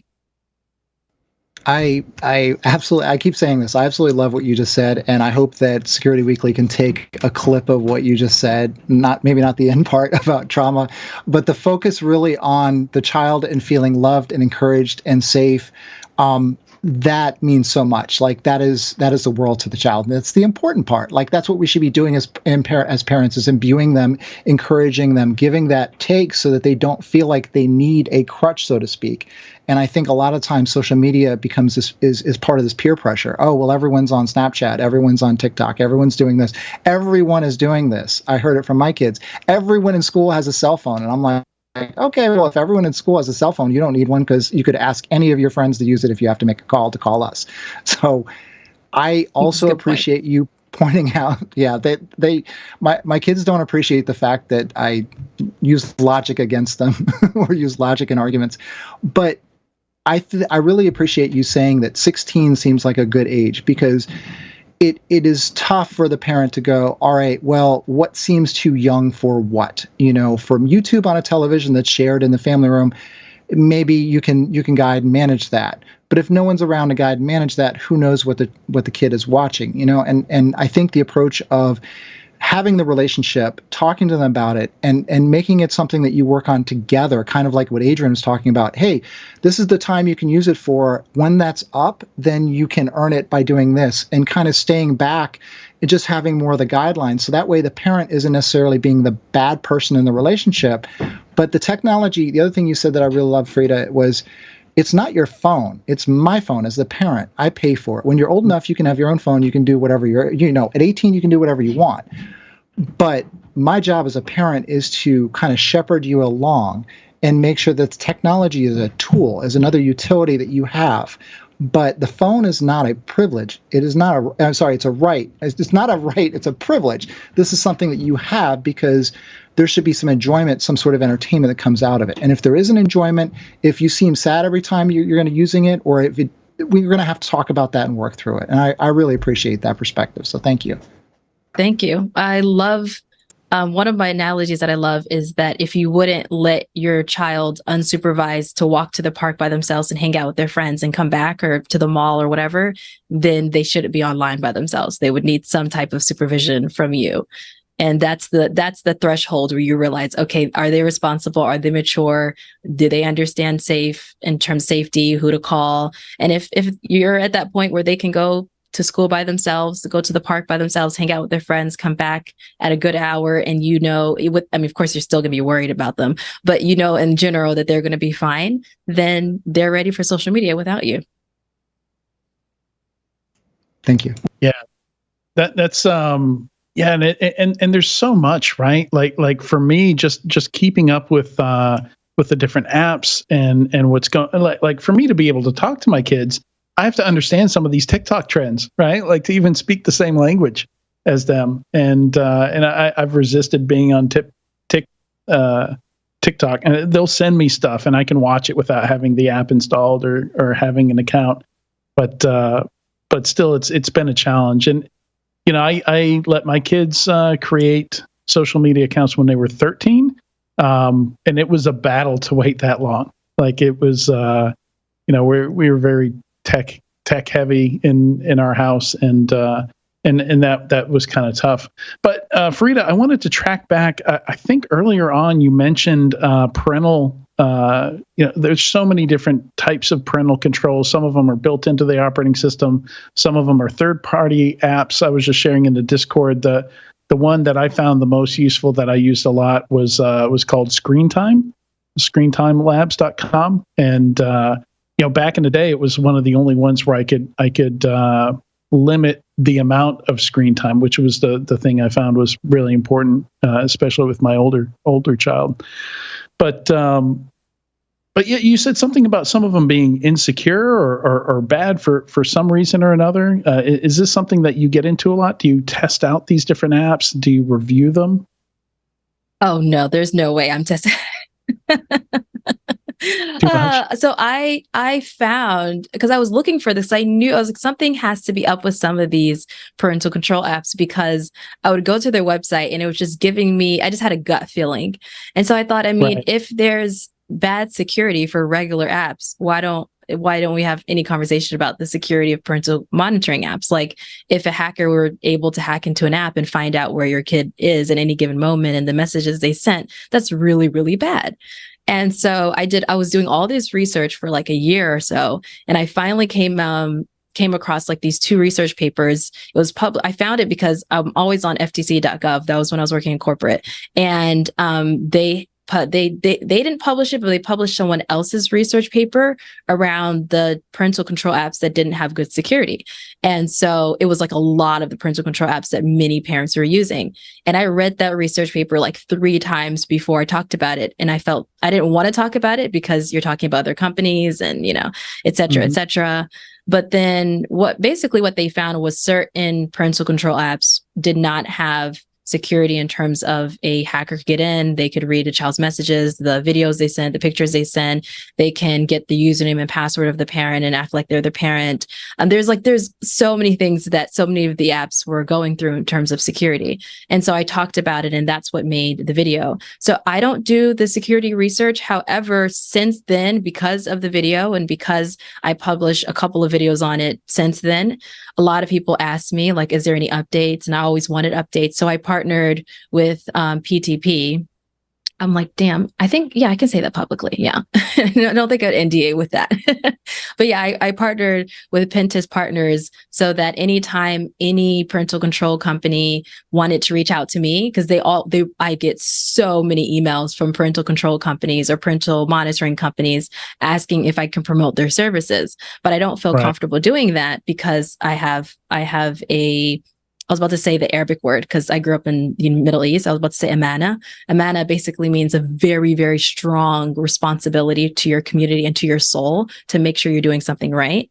And so I felt like I needed someone who has the expertise in pen testing, because that's not my expertise, to go through the apps and to ask some security questions. So now I have a partner that does that. And now I am in that space of researching parental control apps.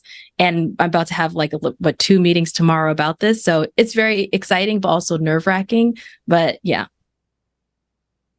Yeah, it's really tough. I was doing product reviews also, and there's definitely a line you have to walk there, and that was for B2B companies, for enterprise security products.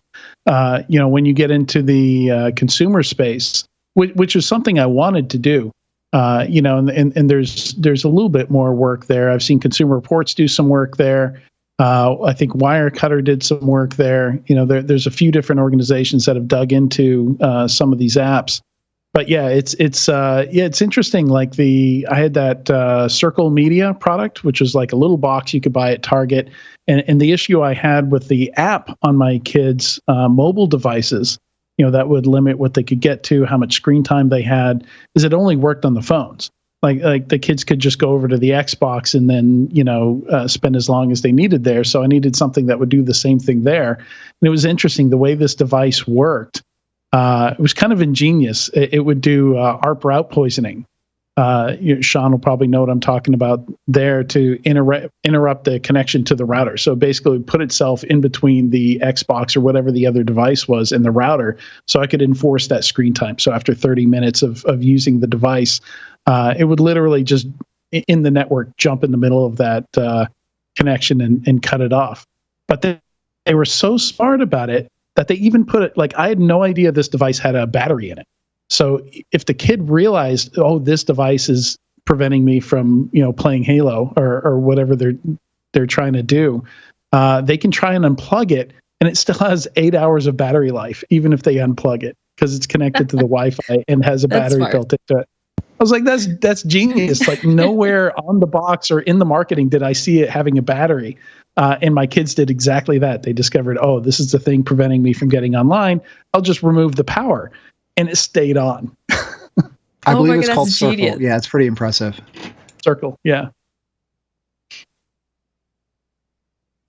Sorry, I kind of went down a rabbit hole there. I should have had a question there, but yeah, no. The point is that that's good work that needs to be done.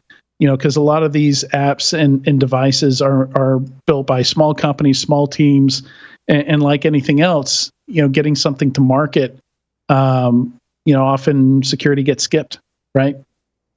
It's really unfortunate. My kids were getting to the age of phone versus smartwatch. I looked at and did a lot of research around the smartwatches that were for kids, and pretty much every one of them seemed to have some horrible level of security. And I passed on all of them, ended up with an Apple Watch because it was the only one that I felt like I could trust from a privacy and security perspective. What about the Samsung watches? What are your thoughts on that? Oh, Samsung smartwatches, I think will be fine. It just is the Android ecosystem and that connection. You just have to check on that. Yeah, that's the only thing. Google, I mean, Samsung, I saw the same exact thing. I did a whole YouTube video on the insecurity, I guess you could say, of the smartwatches, and it was very interesting. I mean, I think it was I can't remember which country. Some European country banned it. They're like, you can't have it. It's so bad that they took some companies off. It was very, very interesting. They did a whole public service announcement to parents to stop buying them. So I mean, obviously we didn't get to that point in the US, and it was, I think it was only 1 or 2 European countries that actually did that. Wow. Yeah, yeah. And Frida, there's so much that we haven't even gotten to here. I'm just looking at my notes here, and there's so much. And before you even came on, my co-hosts were already saying in our back channel chat, we need to have you on again. So I think we'll definitely have to extend this to a second one. But before we wrap this up, I want to give you a chance to talk a little bit about what you're working on now. Anything you want to promote, or where people can find you online, that kind of thing. I mean, I'm always doing something. I have an event that I'm doing in October for National Cybersecurity Awareness Month. And so the sign up page for that is not out yet. That's everything going on in the background, but that's what I'm doing. And I plan to do that annually. So if people go to Cyberfrida, if you Google Cyberfrida, if you type it on Instagram, TikTok, YouTube, LinkedIn, it doesn't really matter. You'll find me. So if you put Cyberfrida in Google or Frida Shahid, you should, or Sakuva, you could find my company. And if you have friends and family members that are non-tech savvy, or they're tech savvy, they're in security and they have kids and they want to stay up to date with what's happening in the kid safety world for internet, then feel free to follow me there. And thank you. We have so much, there's so many things you talk about. There's so many realms that you can get into with this topic. So I appreciate y'all. Yeah, absolutely. Yeah, next time, I want to, because I know you don't just work with kids, right? Like you do some training for adults and for private companies, and I wanted to ask questions about what the differences you find are there in dealing with those two different segments. We're in the back channel talking about everything from kids to aging parents, right? Because there's internet safety conversations to have. On both ends and everywhere in between. It really is. It's never ending. It's very fun. I very much love what I do very much. It's amazing. 10 out of 10. Highly recommend. It shows. We're very glad you do it. Yeah. Thank you. Frida, thank you so much for joining us on Enterprise Security Weekly today. We're definitely gonna have you back soon. Thank you for having me. All right. We'll be right back in a few moments with the weekly Enterprise News.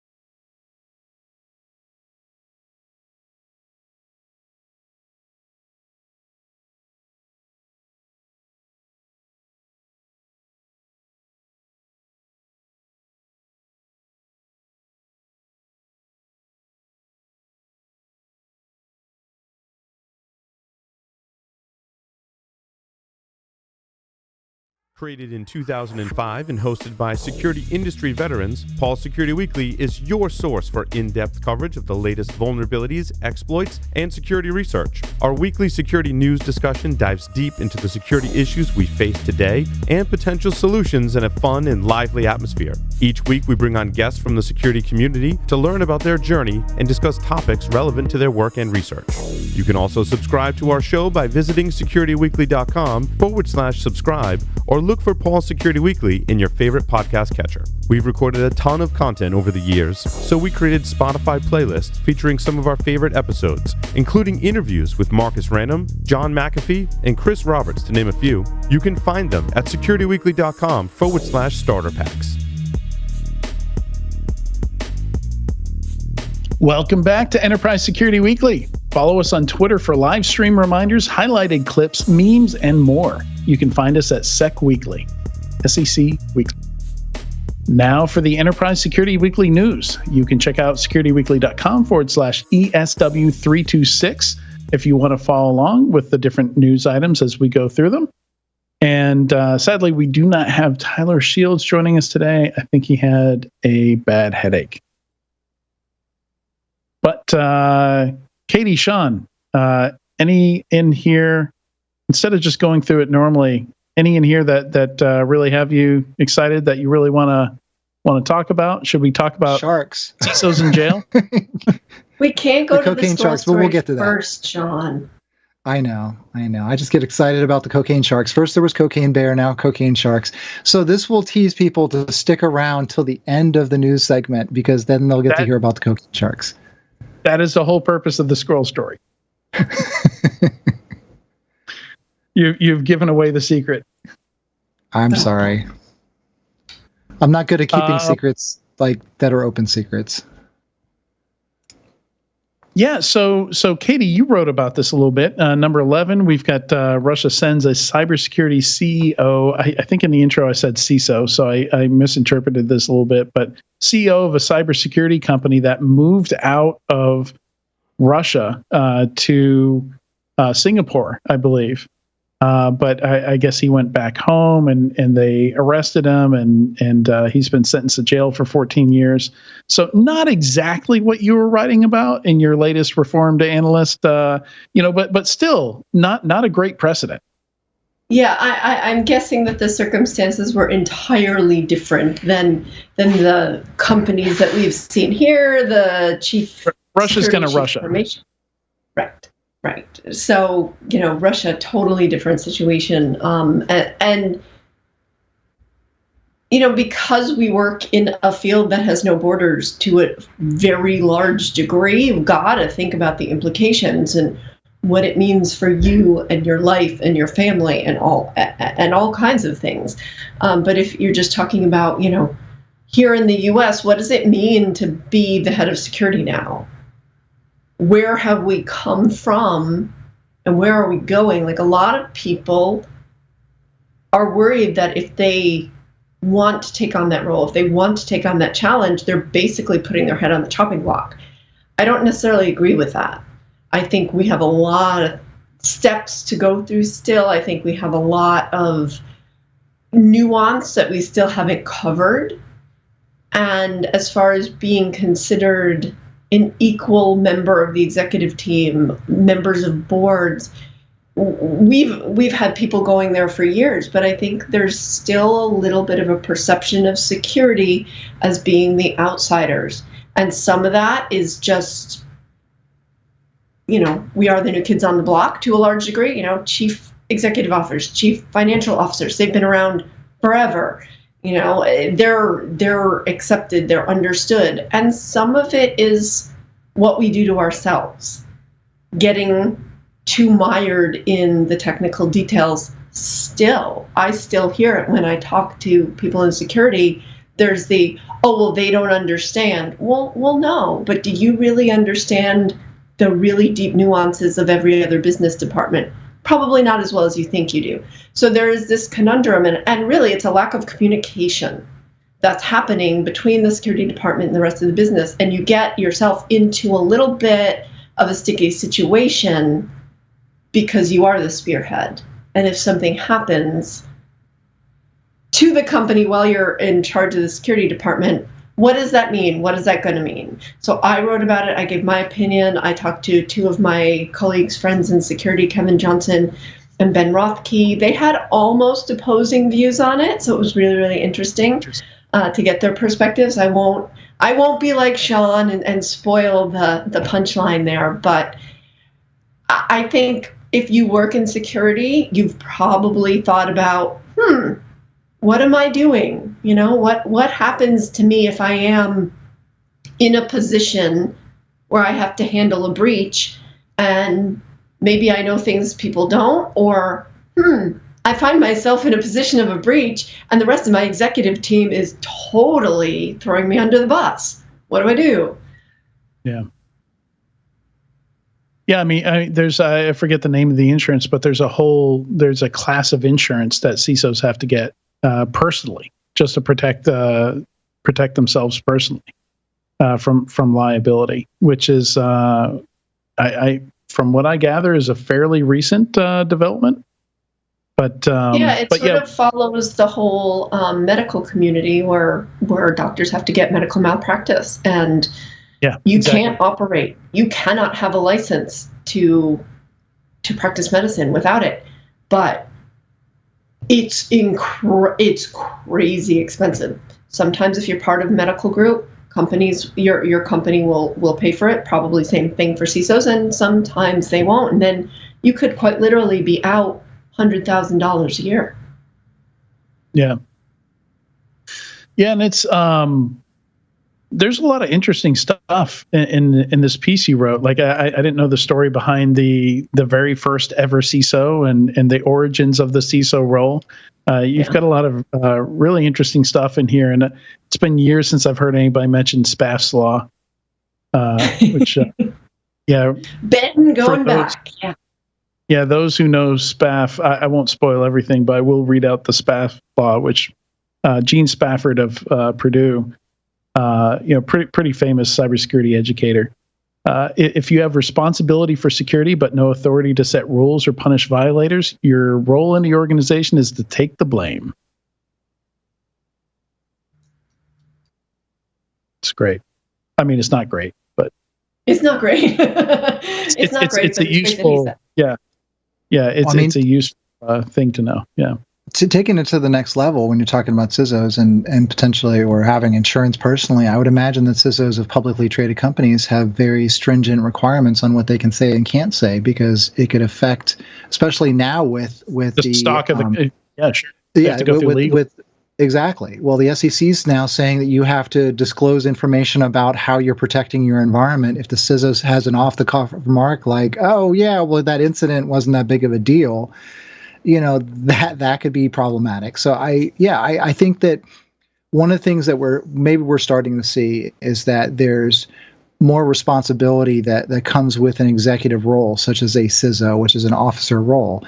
It's similar to that we've seen with the CFO and the CEO. Maybe it's time that we're maturing what that role is, but at the same time, if we're maturing that same role to be that executive level truly, then we also need to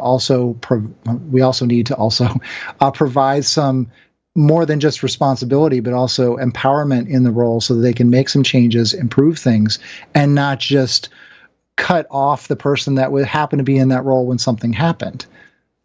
Right. Maybe. Right, because you really could set your whole security department back years if you're losing that communication. If you're losing, that begs the question, why isn't there a good process to keep a contingency plan, so to speak? And sometimes there is and sometimes there isn't. But if one person is acting as a choke point to getting that information out, or if one person is that quote unquote responsible person and nobody has any direct line to the rest of the security team, you get rid of that person. You bring in somebody else. First of all, I think Adrian mentioned this last week. You're not bringing somebody in 2 to 3 months. No way. Right. That's not happening. There's going to be probably best case 6 to 8 months before you find somebody. So then there's disruption in the business. There's definitely disruption in what's going on the security team. Then somebody comes in, and if they decide, hey, we're going to change this, we're going to change that, because they think that the perception is going to be, hey, if we're making all these changes, we're more secure. It's like a bomb exploded. It's way worse than a bad there's a lot comment. of managers that think the way to show that they're in charge is by firing people, things up, and swapping out the folks that were old guard or the folks that were there before, and just start over and put in people that they know. And for better or worse, usually worse. You're right. There's certain things that when it comes to a company, like you probably wouldn't just get rid of the person that has been in the factory for 20 years, that knows how all the systems are configured, all the robots are configured, how everything is managed in that environment. You probably don't want to do that. Just like you probably don't want to manage this or fire the CISO that's been managing security for the past 5 years and been doing a pretty good job from the perspective of no breaches. Like it just doesn't make sense. Well, and I mean, even whether or not how many breaches have occurred is a fair measurement, given that the CISO has no actual control over how things are configured, right? It's and Katie alluded to it. We had a great conversation about this last week with Nate Case on episode 325, just discussing what the role of the CISO should be, and if whether or not it needs to evolve, and if so, what does it evolve into? AI. Everything's evolving into AI. Yeah, and with that, we'll move on from vCISO to CISO.ai. Cool. It'll be fine. It'll all work out. Every time Sean says AI, if you're listening to this, you have to drink. You can drink water, though. Absolutely. Or maybe you should donate $1 to some CISO's insurance fund. Oh, yeah. Oh, my goodness. All right, let's move on. So we have just a few fundings here, a few interesting ones. So Hidden Layer won the Innovation Sandbox at RSA this year. Kind of vaguely boiling the ocean, like securing AI. At the time, I didn't have a really great idea of what they were doing.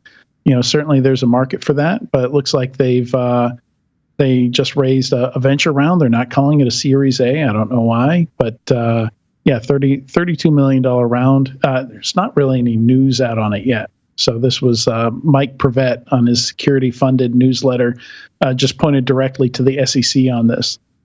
So was maybe a little bit of a disappointment, Adrian. Thanks for that. Click through, read some great press release. Yeah, no, SEC filing. It's the actual SEC filing. Yeah. Sorry about that. That was all there was. There maybe there's a story on it today, but there wasn't when I put this together last night.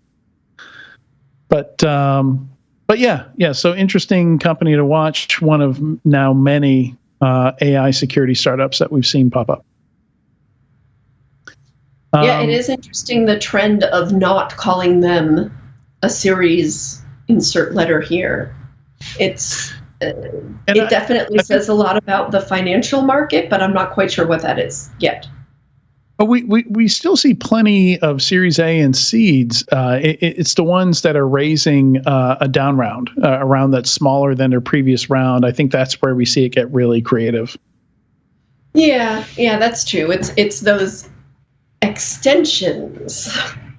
Yeah, extensions and venture rounds. They're just generically called venture rounds. Next one here is kind of interesting, led by Andreessen Horowitz, a $20 million Series A in Socket, which to secure open source software. So I haven't had time to read really deeply into this, but this is one of those where it's a little less obvious how they're going to monetize this. It's one of these things that looks like they're going to have to kind of run it as more of like a community thing, build a community, before they start charging for anything.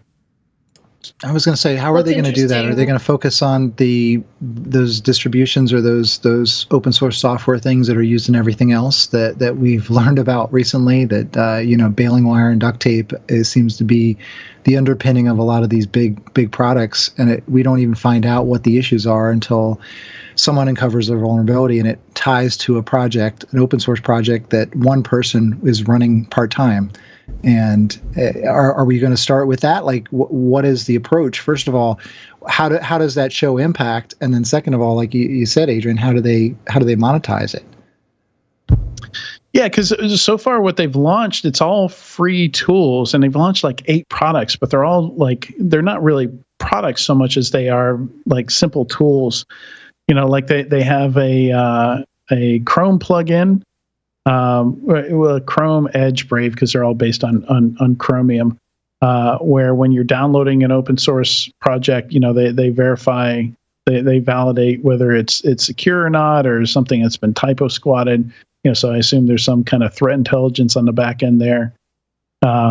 They've got a safe-npm, a CLI tool that wraps the npm command and protects against malware or dependence, like just all the different ways that people can take advantage of npm.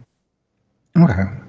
So maybe less it's about kind of all over the place. It's a whole set of free open source tools to do this. Maybe it's an SCA play eventually. Like it's something that you plug into your tool chain, your dev pipeline to check all your dependencies and stuff like that.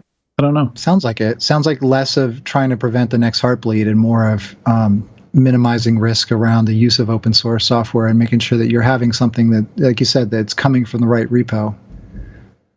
Yeah, it says Socket revolutionizes dependency security by using, quote, content-based analysis, end quote, to analyze dependency behavior and get a ground truth understanding of open source risk. Yeah. But no detectable monetization strategy at this point. Sounds very markety. No offense, Katie.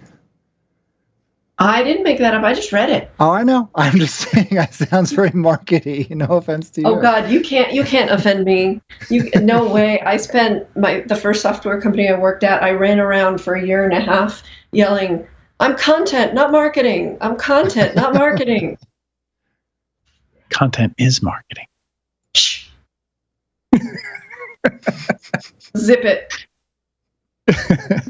Anyway, so ForgePoint Capital, just announced a $15 million Series A investment. I guess they're the lead in that Series A for Converge Insurance, which is another MGA, which I pulled up the abbreviate or the acronym for that because I always forget what it stands for. It's a managing general agent. Basically, it's somebody that the insurance company listens to when it comes time to price a policy for an organization. So there's a bunch of these where technically they're, instead of a questionnaire, instead of a business filling out a questionnaire, maybe they're installing some endpoint software, some security software. Maybe they're scanning the external IP space and the domains of the company. They're doing something technically to do more than just get a little bit closer to the actual state of the company's security than just asking questions like, how secure are you? And then basing that makes sense. Right. I mean, we've already seen it with car insurance, right? The little dongle that you plug in that monitors your driving and gets an idea of okay, are you a safe driver, or are you a little heavy on the gas pedal?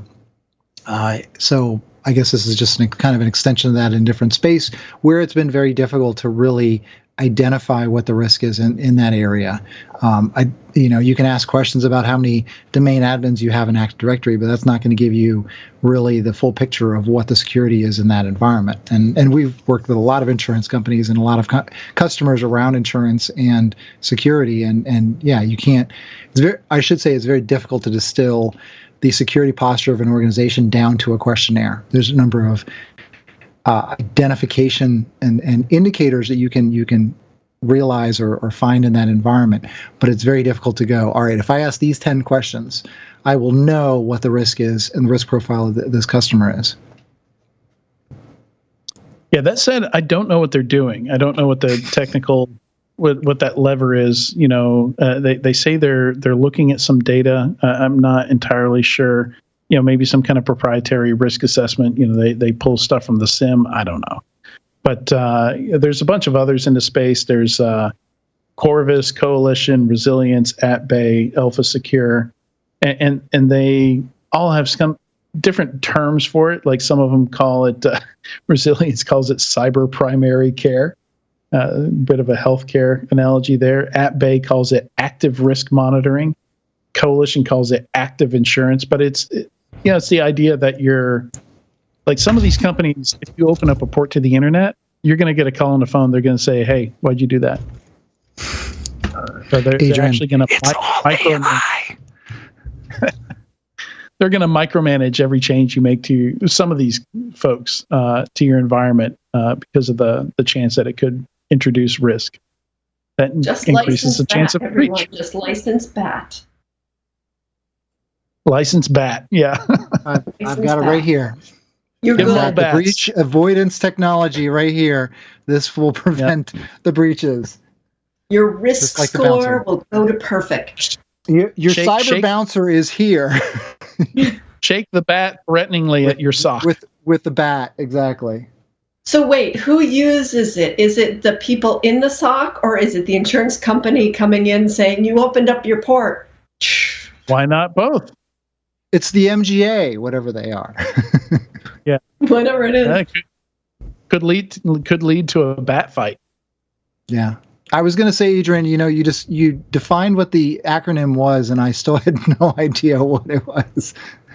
Yeah, no, I mean, the basic definition is it's like a company that's entrusted with helping to define what that policy should be. So the insurance company is going to go to them and say, "All right, tell us what this is going to cost based on whatever data that you gathered." So it's like a pharmacy benefit manager for cyber insurance. It's a special type of insurance agent or broker that has been granted underwriting authority by an insurer. They can administer programs and negotiate contracts for an insurer. Okay. So they delegate the ability to do that to the MGA or MGU, Managing General Underwriter. Yep. So HackerOne laid off 12% of its staff, but because of the kind of business it is, I can't tell how many people that is. So when you go to LinkedIn, it says they have over 4,000 employees, but I suspect a lot of those are just people who hack on the platform, right? I can't imagine they have over 4,000 employees, do they? It sounds like a lot. Yeah, that seems like too much. So yeah, I don't know what 12% of the staff is, but just I guess a footnote. There's still a lot of layoffs going on. We haven't quite come out of that period in the dark history, cybersecurity's dark history here.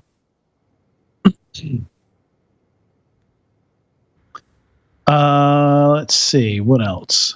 So some interesting essays here. The IT director for Gray Noise has a piece called SOC 2's Suck, A False Sense of Security. Kind of just a very honest, just sharing very honest experiences going after a SOC 2, getting a SOC 2 for Gray Noise, and the good, the bad. Everybody has crazy SOC 2 stories about silly stuff they had to do to get their SOC 2, and my favorite thing is in here, he mentions if you're required to encrypt everything at rest to be to get your SOC 2, does it count if a ransomware group comes in and encrypts all your files? Does that make you SOC 2 compliant? I guess it depends on the key management solution of that, right? I don't know if they're that prescriptive. If they get into M of N and how you have to like PCI or something like that. They really should. I've said for years that encryption is easy, but key management is hard, and I'm sure I paraphrased someone else with that. Yeah, I mean, and the TLDR of the whole thing is the SOC 2 is a marketing tool, right? Like it's not really gonna help you be secure. It's a distraction that helps you sell more of whatever your company sells. And it's also an indicator. I mean, as a cybersecurity service provider, we end up having to fill out a lot of third-party, risk documentation, and a lot of the questions are around what certifications do you have. So it's an indicator of, have you done this? Almost like, are you this tall to ride this ride, so to speak? It gives an indicator of I guess, some level maturity? Of assurance. Maturity, or even assurance that something has been done, or at least they've spent the money to go through this process. Yeah, you have the people necessary to go through this very onerous process. So you're not some fly-by-night shop, right? You can't be and get through a SOC 2. Unless you sign up with one of these great vendors that automates the whole process for you, which is now a thing.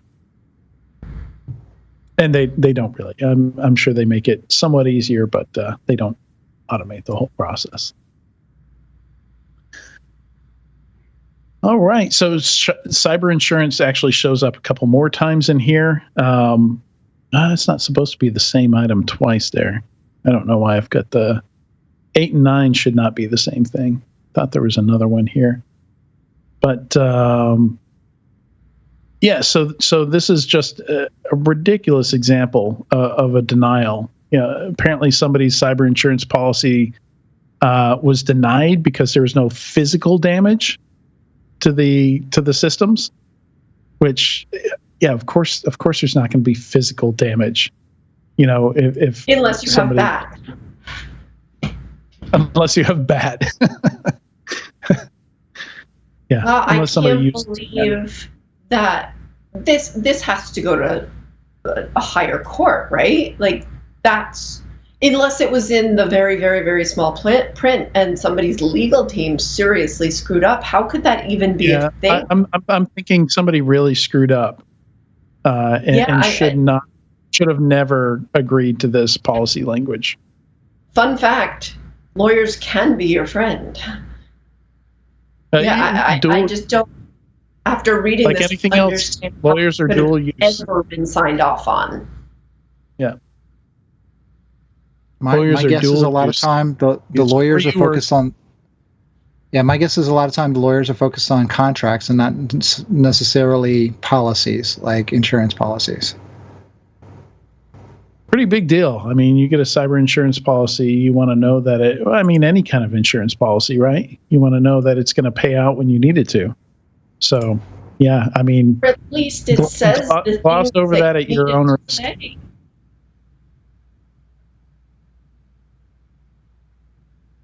Sorry, what was that, Katie? Or at least says the things you needed it to say. I mean, it's, different analogy, but remember years ago that whole chocolate for passwords that somebody tried to run? Yeah. This is exactly that. Like, why aren't you asking the right questions? Are you just giving somebody chocolate to say, hey, buy my insurance policy, and then nobody's bothering to ask any questions? How could that, in the digital realm? No, there's not going to be any physical damage, right? You have to prove damages in a court of law in a lawsuit, but damages is pretty widely defined. And if somebody's signing off on a policy that takes damage and narrows it down to one thing that's not even really applicable, I mean, okay, if you have a server room, somebody could go in with an actual bat and break things, or, they could go in and unplug stuff, but I don't know, 95% of the time the damage is not going to be physical. So somebody didn't read the policy, and that's a huge miss on their part. Yeah. I like chocolate, and I like watermelon. So I will make up passwords for chocolate and or watermelon. Together? No, separate. I don't like chocolate and mint. Those Andes mints I never got. I don't want chocolate and mint in the same thing. Mints are good, chocolate's good, not together. Peanut butter's good, chocolate is good. You can do chocolate and peanut butter, but like mint and chocolate I never got. Every day I learn something new. I would not blend or mix watermelon with chocolate, though. Apparently that's like a big thing. I know a lot of people who feel very strongly about chocolate and mint, and Just give it to me. Yeah, like mint chocolate chip ice cream. No. Really? I know a ton of people who think chocolate and mint together is criminal. Yeah, really? I'm there. I don't like it. I bet Tyler's one of them. Oh well, Tyler. He didn't like chocolate. Oh no, actually, if he's on my side, then I agree with him. No, he doesn't like chocolate. Period. Okay. He doesn't like chocolate at all. That's weird. And he's not here, so we have to talk shit about it. Exactly. But we'd say it in front of his face, so it's totally legit. So. Yeah. So there's certain people where I feel like every time they write something, it ends up in the news. And one of them is Kelly Shortridge. So we've got a piece from her leading cybersecurity with a control versus resilience strategy, and it's got a great infographic that goes along with it. And that is story number 6. And then the other one, the other essay, like if you only read 2 things this week, number 6 and number 7. Number 7 from Ross Hollyluk, who we've had on the show, 12 things that kill cybersecurity startups. And it's really spot on. 12 easy ways to fail a cybersecurity startup. So basically just talking about, he says he sees the same mistakes founders make over and over and over again. And it's a long read. It goes into good detail for any founders out there, anybody, but even if you already have a startup and you're trying to scale like seed level, Series A, it's a good read.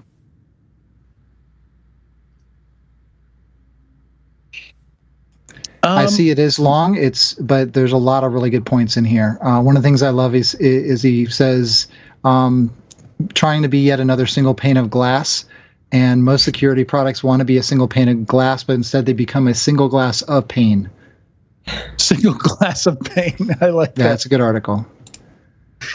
That's a good turn of phrase. Yeah, I like that.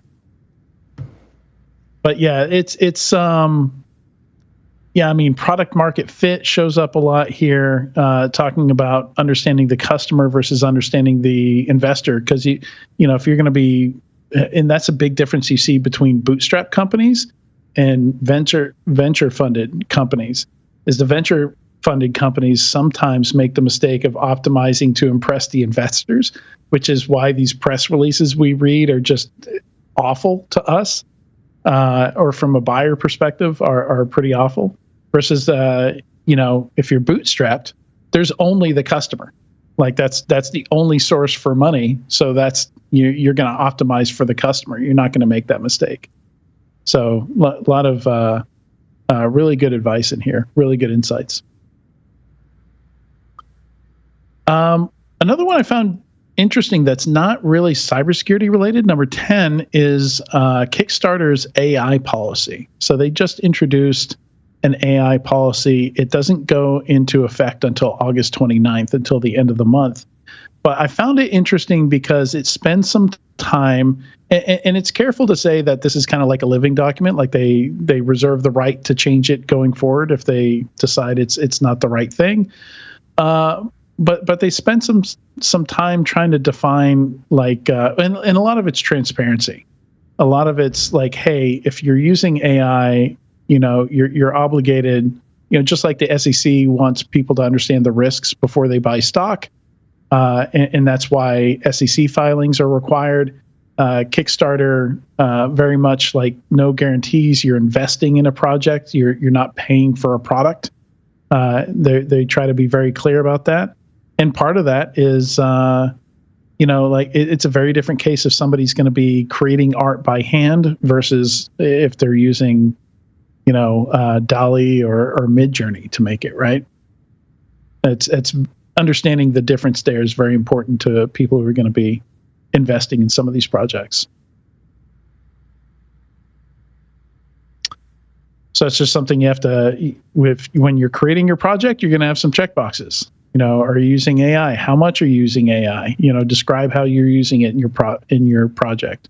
So it'll be interesting to see if this spreads to the rest of the consumer and enterprise world, if you're expected to see some kind of transparency notice on how you're using AI within the product. And even more importantly, like the AI you're using, where'd the data behind it come from? What kind of biases are in that? Is this going to open me up to copyright claims just because I'm using your product? Or am I going to end up with somebody else's patented copyrighted work sitting on my systems or coming out of, our own development? So kind of a footnote on our way to, as AI gets integrated into everything. But an important footnote, I think. Well, according to Terminator, Skynet went active a year and a week ago. So there's that. Or, I'm sorry, 19 years and a week ago. How long until the nukes fell, though? That's a good question.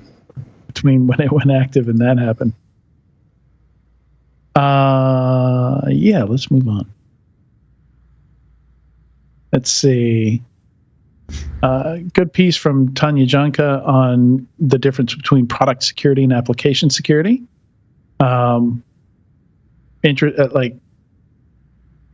Interesting topic. Like if you're not familiar with product, she quotes me in it. I just now noticed that. When did I say that? Okay, I wasn't expecting that. I'm famous. Tanya is great, even when she doesn't quote Adrian. Yes, she is. I was not expecting that. That is not why I included that. I just scrolled down and saw my name there. AppSec is a sub-branch of InfoSec, is what I said. Product security is a sub-branch of product. Okay. I agree with my own statement. But it's interesting, too, because you can't link to Twitter anymore, right? So that's kind of interesting here. I've noticed a lot of articles that have linked to people's tweets now have blank spots where the tweets used to be because they don't allow the direct linking anymore using the API. I didn't know that. So when you write blog posts and you want to use somebody's tweets, you're going to need like a screenshot or just copy the data or something like that. Wow. But yeah, product security is just all about ensuring that you build in, rather than, or you could be bolting on security, but it's just making sure the product is secure, and that might or might not involve application security work. It depends on what kind of product it is. Probably going to involve some AppSec.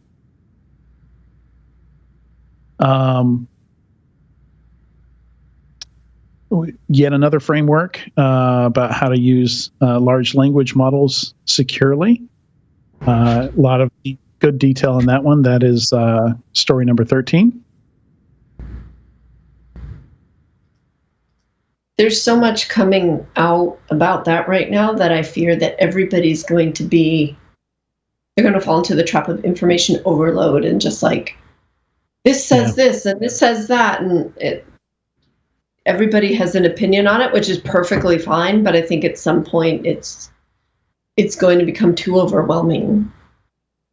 What's fascinating is there's like dozens of references here, and none of those references existed 6 months ago. Like, all this is so new.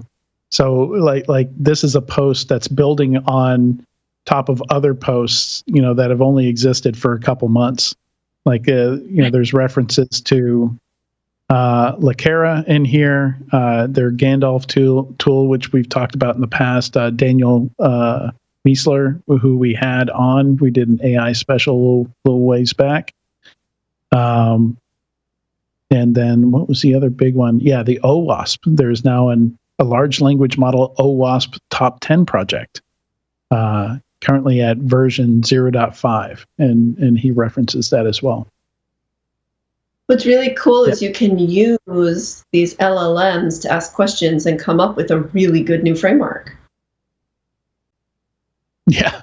Have the large language model create the large language model framework. Right. Now we have all of this advice. Yeah, we have all this advice. You can just use LLM to build your new framework. Yeah. Except for those that don't look at recent articles or are aware of the recent information. Yeah. Yes. Right. Like that's one of the things you still have to remember is a lot of these that are based on, like, some of these large language models are based on data before any of this stuff was released to the public.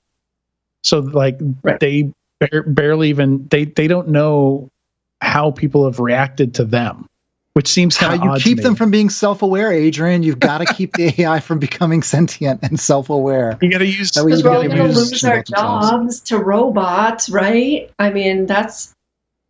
Yeah, there's like that famous story about, I think it was Amazon, and they came up with some machine learning model to do their hiring, but the data they had was so old that all they were getting was like 20-something white males in their hiring or being selected for interviews, because that was what the company had hired like 20 years before and for so many years.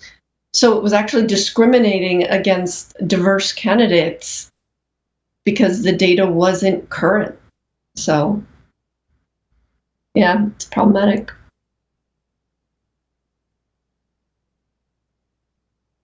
All right, I think the only other thing we have left here before we get to the cocaine sharks is my buddy Javad put out video on Barbie being used for scams. Barbie is just all over social media, so of course, whatever the biggest trend is, yeah, absolutely, like, scams are going to use that. If it's an earthquake, if it's a hot movie, whatever, like they're gonna use it against you. But yeah, always good to see him putting out videos. He's got some great videos. Poor Barbie. I know she's trying to do good for the world. You know Javad, right? Right, Katie? I don't know if you know Javad, Sean. No. Yeah, you worked with him for a long time. Yeah, 451. Well, a long time. It was like a year and a half. Well, it seemed like a long time. Well, okay, a long time ago. Yeah, a long time ago. All right. So, marine biologists believe sharks are eating cocaine dumped off Florida's coast. Love the graphic. Who is wasting all this cocaine, first of all? Well, when you are trying to illegally import cocaine from a transshipment location and you're flying over or driving through the channel between the southern hemisphere and North America, aka the U.S., sometimes you have a Coast Guard helicopter or a boat that shows up and you got to dump something. It happens, and then the sharks are just ready for it. And sometimes you have a Sharknado happening when you dump it, and then you end up with a cocaine Sharknado. Are you guys seeing this overlay right now? This special overlay they made just for today? If you're listening to this podcast, pop it up on YouTube. Just watch the last 5 minutes.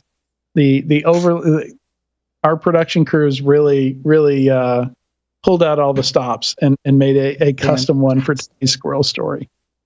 Here's a really important thing, okay? Because my first thought was, wow, it's not going through the shark's nose. So I had to Google, do sharks have noses? So here is from the Department of Land and Natural Resources. You don't have to sharks are sometimes. What? You don't have to consume cocaine through the nose for it to have an effect. I don't know. Do sharks have nose? I'm at suspense here. Either, but I'm pretty sure if you eat cocaine, like you're still gonna ingest it. Now you learned something about me. I have never done cocaine. Yeah. But this is really interesting. I think it's interesting. Sean will like. Katie, I already knew that. Yeah, I know. Everybody knows that. I drink tea during our podcast. Oh yeah. Yeah. Sean's going to appreciate this little tidbit, though. Adrian might not, but I know Sean will. I will appreciate it. Sharks are sometimes called swimming noses because of their remarkable sense of smell. Two nares, or nostrils, are located under the snout, but do not connect with the throat. As sharks swim, water flows in one side of the nostril, through a nasal sac, and out the other side. So now we need a marine biologist to identify whether or not a shark can just swim through and smell it through its nasal cavity and get high through the cocaine, or do they actually need to ingest it?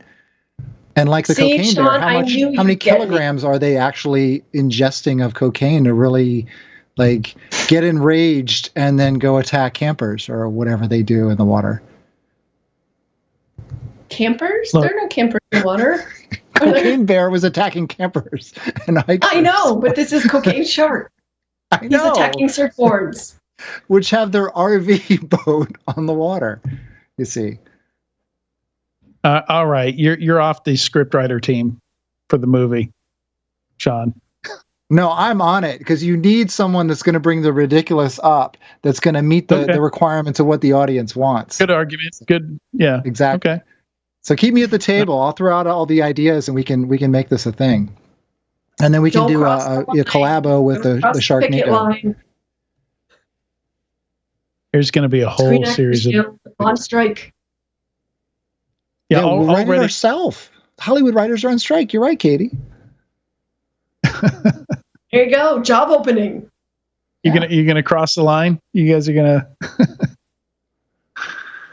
But yeah, there's. I already saw there was another. I forget what animal it was, but there was another cocaine something already announced. So yeah, I'm sure we're gonna have a whole series of just like naturally, Sharknado. You have the first cocaine shark movie. The first cocaine shark movie is just one, and then when you have the sequel, you have multiple, kind of like Anaconda to Anacondas. It just flows. It just works. There was a sequel to Anaconda, the J-Lo movie? Oh, there were several. Several. Oh, yes.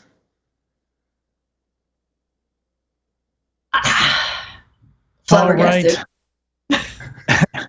Anything else y'all want to talk about before we shut things down here?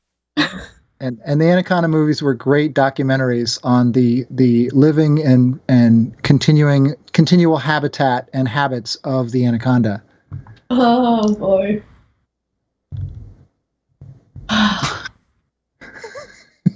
I have made Katie speechless. So back to you, Adrian. Wasn't John Voight like the evil snake hunter or something in that? Mm-hmm. Who baited them to come with an outrageous accent. Oh, that sounds awful.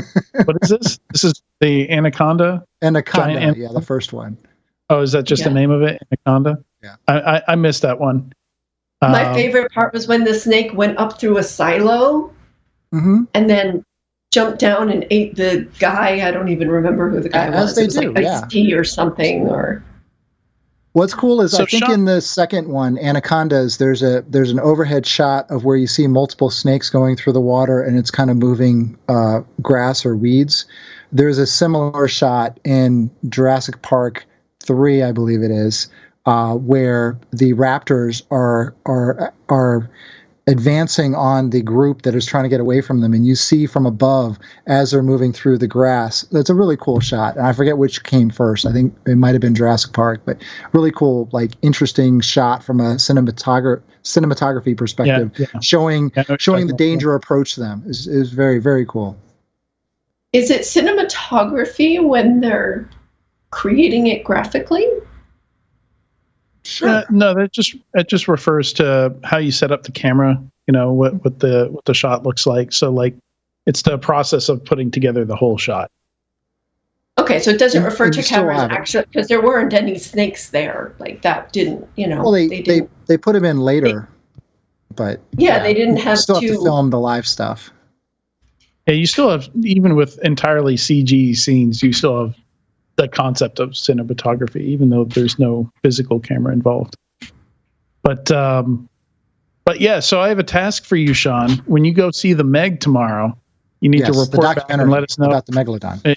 You need to let us know if cocaine is involved, if there's any cocaine absolutely. Meg. I will take copious notes. But I will not be able to update you next week because I will be at Hacker Summer Camp, Black Hat and DEF CON in Vegas. Right. But I will be back on the 10th, so I will have to remember my notes from tomorrow night when I go and see the Meg 2 featuring Jason Statham on opening night. I might even wear my shark outfit. All right, sounds good. You have a shark outfit? Oh my God. You're going to ask me about Wait, that. you haven't worn your shark outfit to this podcast yet? I have a hat. What are you waiting for? Okay. All right. All right. I'm wrapping this up. Thanks so much, Please Katie do. and Sean, for joining me today. Appreciated all the... we're always learning things on this podcast. John Voight and anacondas and cocaine sharks. And that's And right. sharks don't have noses that connect to their throat. They don't have ENT doctors. That's where Katie went with that. They don't have ENT doctors. Wow. All right. So next couple of weeks are going to be, the format's going to be a bit mixed up. We're going to have some Black Hat content coming in. So just like after RSA, we're going to have some interviews from Black Hat that we do there at Black Hat. And so just expect that in the coming weeks. We're going to have a bunch of great interviews from there. All right. See you then.